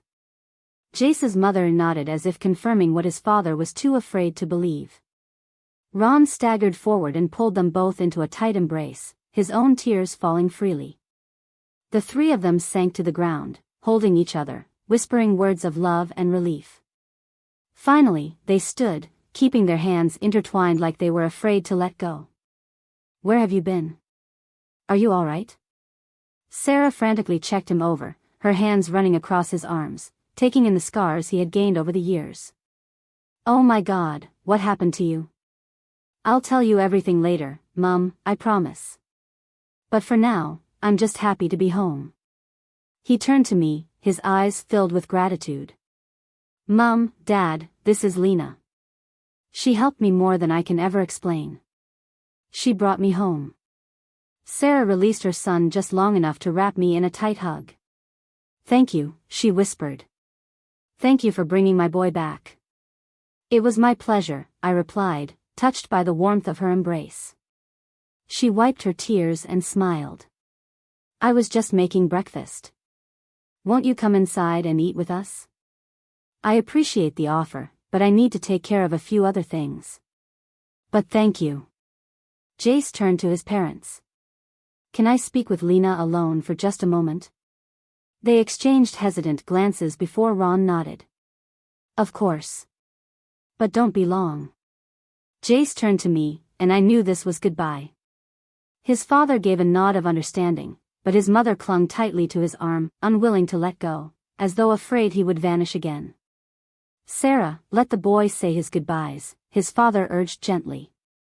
She hesitated for a moment, then, reluctantly, followed her husband back inside the house. Jace pulled me into a tight hug. Thank you, Pix. Really, thank you for this. I owed you this much at least, Jace, I replied. He smiled at me, and out of the corner of my eye, I noticed his mother peeking through the window curtains, checking to make sure he was still there. Go be with your family. And remember, no matter where you are, you'll always have family with us. If you ever need us, you know how to find us, I said, tapping my temple with a wink. Since being accepted into the pack, we had developed the same mental connection the rest of the pack shared. If Jace ever needed us, he just had to reach out with his thoughts. I know, he murmured before leaning down to place a soft kiss on my cheek. Goodbye, Pix. I'll miss ya. Goodbye, Jace, I whispered. He turned towards the front door, pausing just for a second, staring at the doorknob as if taking in the moment. Then, taking a deep breath, he finally opened the door and stepped inside, closing it behind him. As I walked back to the Jeep, I couldn't help but smile. I was grateful to have given Jace back the family he had lost. He deserved this. He deserved to be happy. By the time I returned to the house, the moon had risen high in the sky. I found Rowan in the library, as usual, buried in stacks of papers. Hey, Rowan. Hey, Lena, he greeted without looking up. People have been arriving all day. Those who were forced into Cade's pack and have nowhere else to go. Are you letting them stay? I asked, leaning against the table. For now, yes. We'll evaluate each one, make sure none pose a threat. But from what we can tell, those still loyal to Cade have scattered, likely regrouping somewhere. He rubbed his temples. They're not a danger, at least not yet. They have no resources, no financial support, no real leadership. That's what we hope, anyway. I added. Yeah, so we hope, he sighed. But at least, for now, we're safe. He finally set his papers down and turned to me. His eyes were bloodshot, dark circles casting shadows under them. Lena. I can't shake this feeling that it's not over yet. Like I missed something, left some loose end untied. Rowan, I placed a reassuring hand on his shoulder. It's all right. It's late. You look exhausted. Get some rest. He exhaled, nodding. Yeah. I think I will. Good night, Lena. After putting away his papers, we left the library together. He headed to his room, and I walked to mine. As soon as I opened the door, I knew something had changed. The two small beds had been replaced with a single large one. A dresser sat against the wall with two half-unpacked bags in front of it. In the corner was a small desk with a closed laptop and a rolling chair. Hey, a familiar voice called from behind me. I turned to see Ethan standing there, a warm smile on his face as he placed his hand on my hip. Do you like it? It's perfect, Ethan, I whispered, standing on my toes to press a kiss to his lips. I know, he said, kissing me back. Of course, we'll get our own place eventually. My family has money, I just need to reconnect with them. Not that they probably even noticed I was gone. He chuckled dryly. But either way, we'll be fine. We can even go back to school if we want. Everything's finally falling into place.